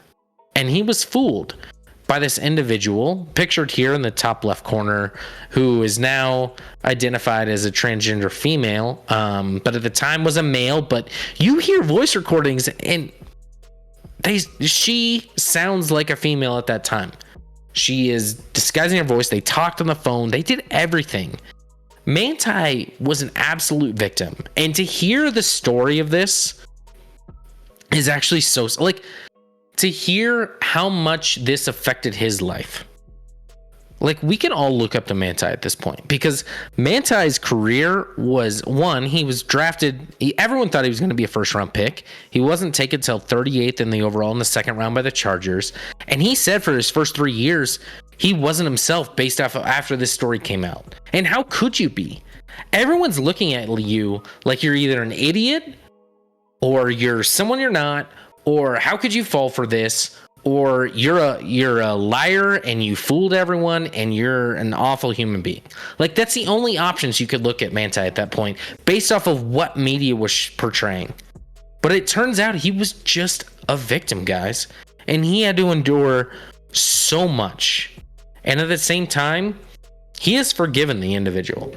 He has forgiven them without a doubt. He has moved on from it, despite the fact that I think it cost him a large portion of his career. I don't think he was mentally right.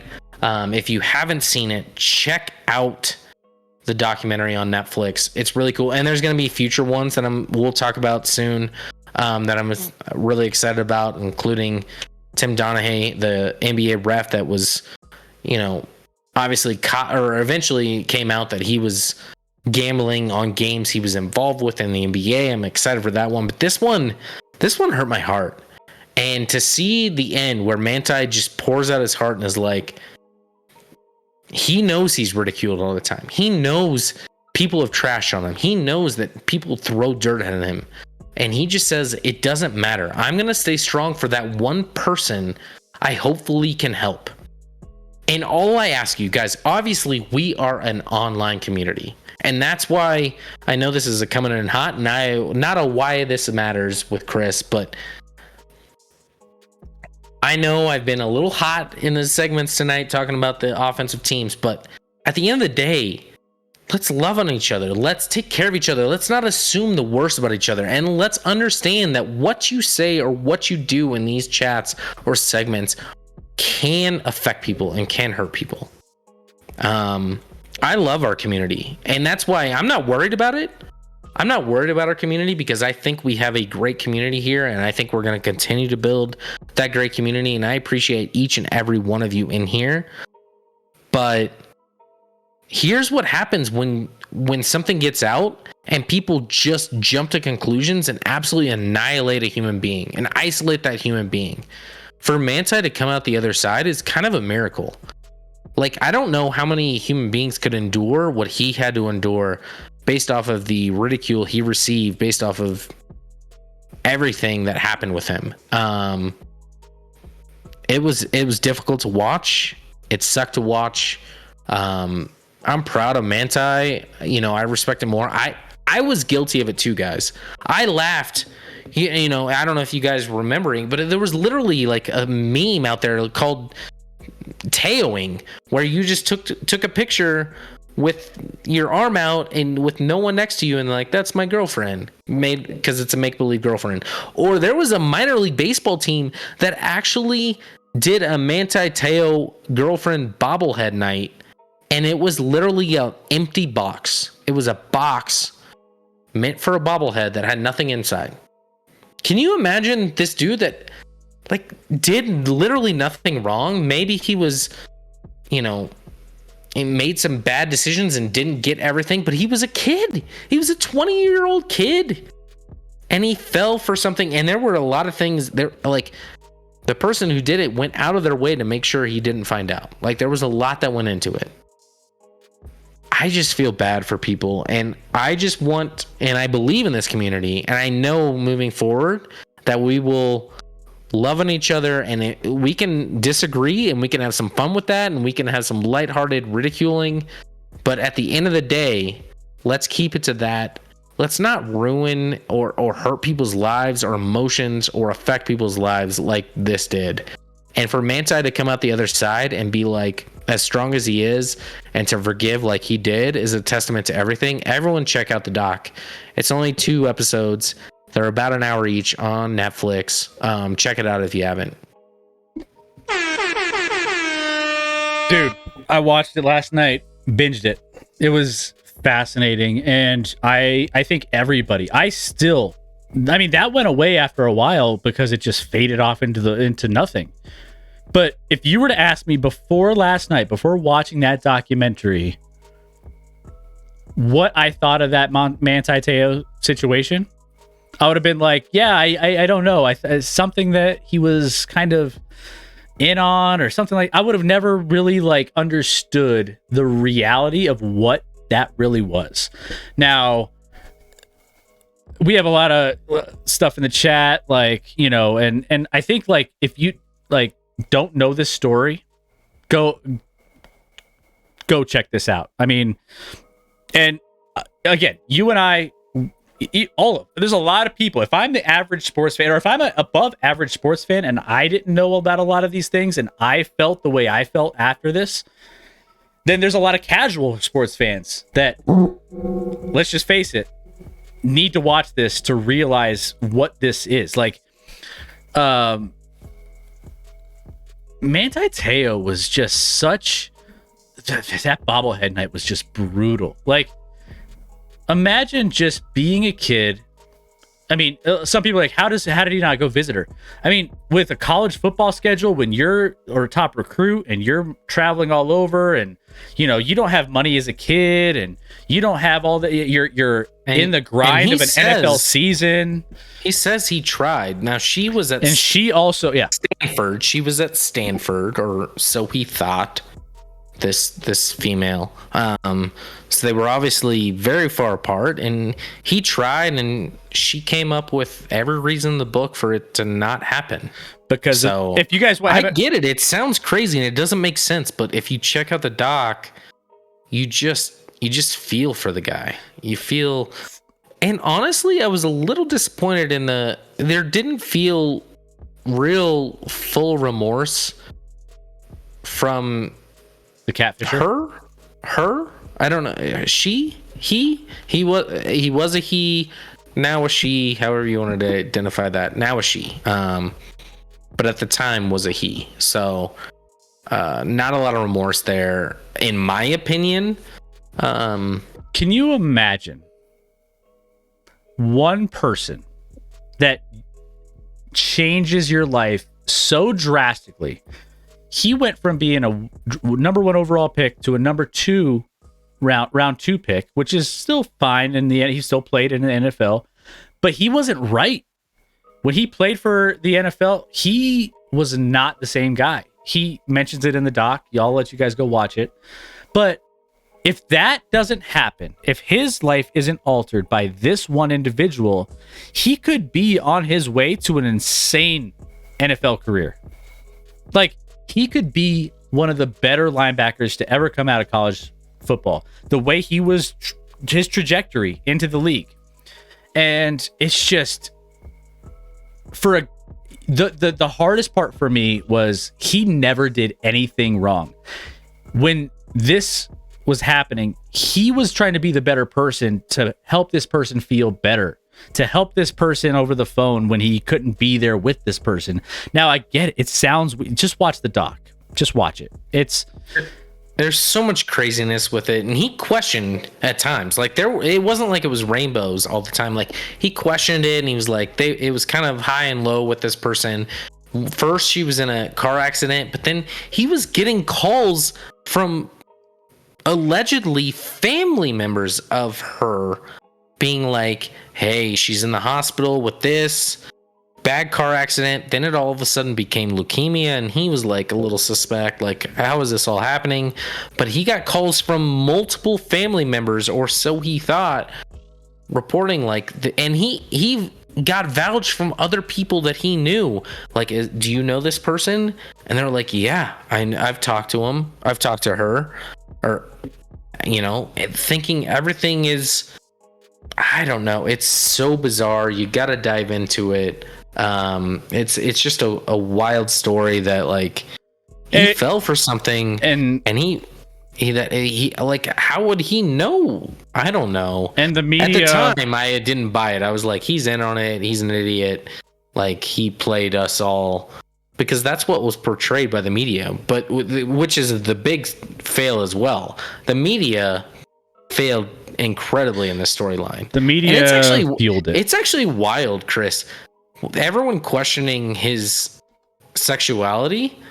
Can you imagine today that happening? And it was literally people that are still in the media today that would never, ever, ever, ever do that now. No. So are they real now, or are they just faked in, or are they learned? I hope that they've just grown. And we've all grown. Obviously, in the last decade, though, you know, hopefully we've all grown a little bit and adapted to, you know, the world or whatever it is. But there were people asking, and it's just like, it just was like, no hold back. Like, did you make up a girlfriend because you're gay? Like, can you imagine that? The question would never be asked now. It's weird. Never. Hey, Klept, go check out the doc, man. Go check it out. I know, you know, you're just, you know, throwing out the banter. I get it. Go check it out. I do. Honestly, check that out and then come back. Yeah, you won't. You'll have a different appreciation for what this is. But I can't wait to. Hey, next time you guys come into the chat, go look at it. I need to watch it. I don't know the whole story. Yeah, for sure. Go check out the whole story. Check it out.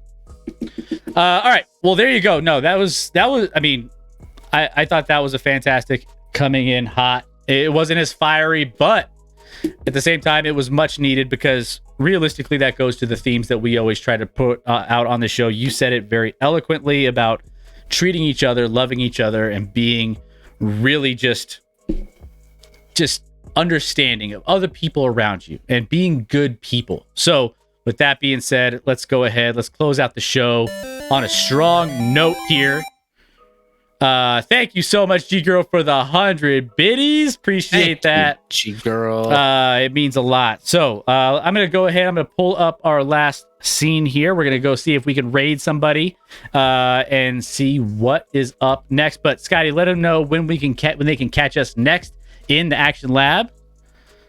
Yeah, we'll be back here, of course, on Sunday, bringing in the latest news in sports, whatever's gone on in the last few days, as well as we rank top 10 offenses. We will get into top 10 defenses in the league, which you'll all agree on Sunday night. We'll have a good time here on Sunday, Chris. So I'm excited for it. Please join us again. If you guys have reached out with interest with fantasy football, I've reached out to you. So if you haven't responded, please do. And if you have, I'll be in contact soon with letting you know when your draft will be. Otherwise, Chris just put in the chat here the other leagues we're doing, the Pick'em and Survivor League. Join them all, guys. All through ESPN and all going to be a good time. So hang with us throughout the NFL season. We will be one of your best stops out there for content and fun, and just let's have a good time. I'm here for it. Let's have some fun. Love it. Yeah, absolutely, guys. We can't wait to, that's what's fun about all the contests that we do with the NFL. It's so much fun to just be engaged with you. Realistically, we can be engaged with you during our stream each and every single Sunday night, but we want to do it Thursday night when we have a survivor pick on the line, or just whatever it may be. We want to be there and just engaging with you. So join our Discord. If you want to just join the chat when we're offline, join the Discord. Discord is a great place for us to extend the community to offline. That's how we go about sharing memes, sharing recipes for our favorite game day, stuff. So make sure you guys go check that out as well. Thank you to Devil Doc and Reckoning, our best mods on the planet. You guys are incredible. You guys kill it each and every single stream that we throw on. So thank you so much. Appreciate all the love. And thank you also for all the bits. G Girl, Diacola, thank you for all of the gifted subs for Football Wife and Moon Princess and Andy. All of you guys, thank you so much. It means the world. So we will see you back here on Sunday night to go over all the other aspects of the NFL and any other top news. It'll be a lot of fun. So make sure you are there, hit those notifications and turn those on. But realistically, it's downhill from here. You only got a couple days to the weekend. Make sure that you go out and be a good person. Just be good to the people around you, and then also live in the moment, right? Put down the phone, enjoy the people around you. If you haven't already, I've done this quite a bit. I've tried to put down the phone. I've tried to turn off the TV, and just really have good conversations with my wife, with my kids, with my friends that we get together with. It's great. Go do it. You won't regret it. So love you guys. We are gonna go raid somebody new. We've been having fun raiding a lot of the music streams, and there's David Frank Drums. I've never really heard of this guy. He looks like he has a sweet setup though, and we're gonna go ahead and we're gonna give him a raid. He's got a lot of people hanging out with him, so hopefully you guys can give him some love. He's already a big shot, it looks like. So hey, football, thank you for gifting the sub to Devil Doc. Thank you gifting that sub. And all right, Chris, today is day one. Woo! Yeah, day one of Beard Central. By the way, let's see what happens. By the way, if you need help, I got you. I'm gonna take good care. I got some beard oil. We could take care of it. Oh, I was like, what do you mean? You're gonna snip off some of yours and I have to glue it onto me, or what do you mean by help? Oh man, it's gonna be fun. I can't wait. It'll be great. So, all right. I have beard oil, by the way. Maybe we get a beard oil. I have beard oil, Chris. Maybe we get a beard oil sponsorship. That'd be sweet. When I have this ferocious beard, it's only going to make sense. All right, guys, have a great night. We will see you back here in the lab on Sunday. Go ahead and give David Frank Drums some love. Love you guys. Love you all. Have a good night. We'll see you back here on Sunday.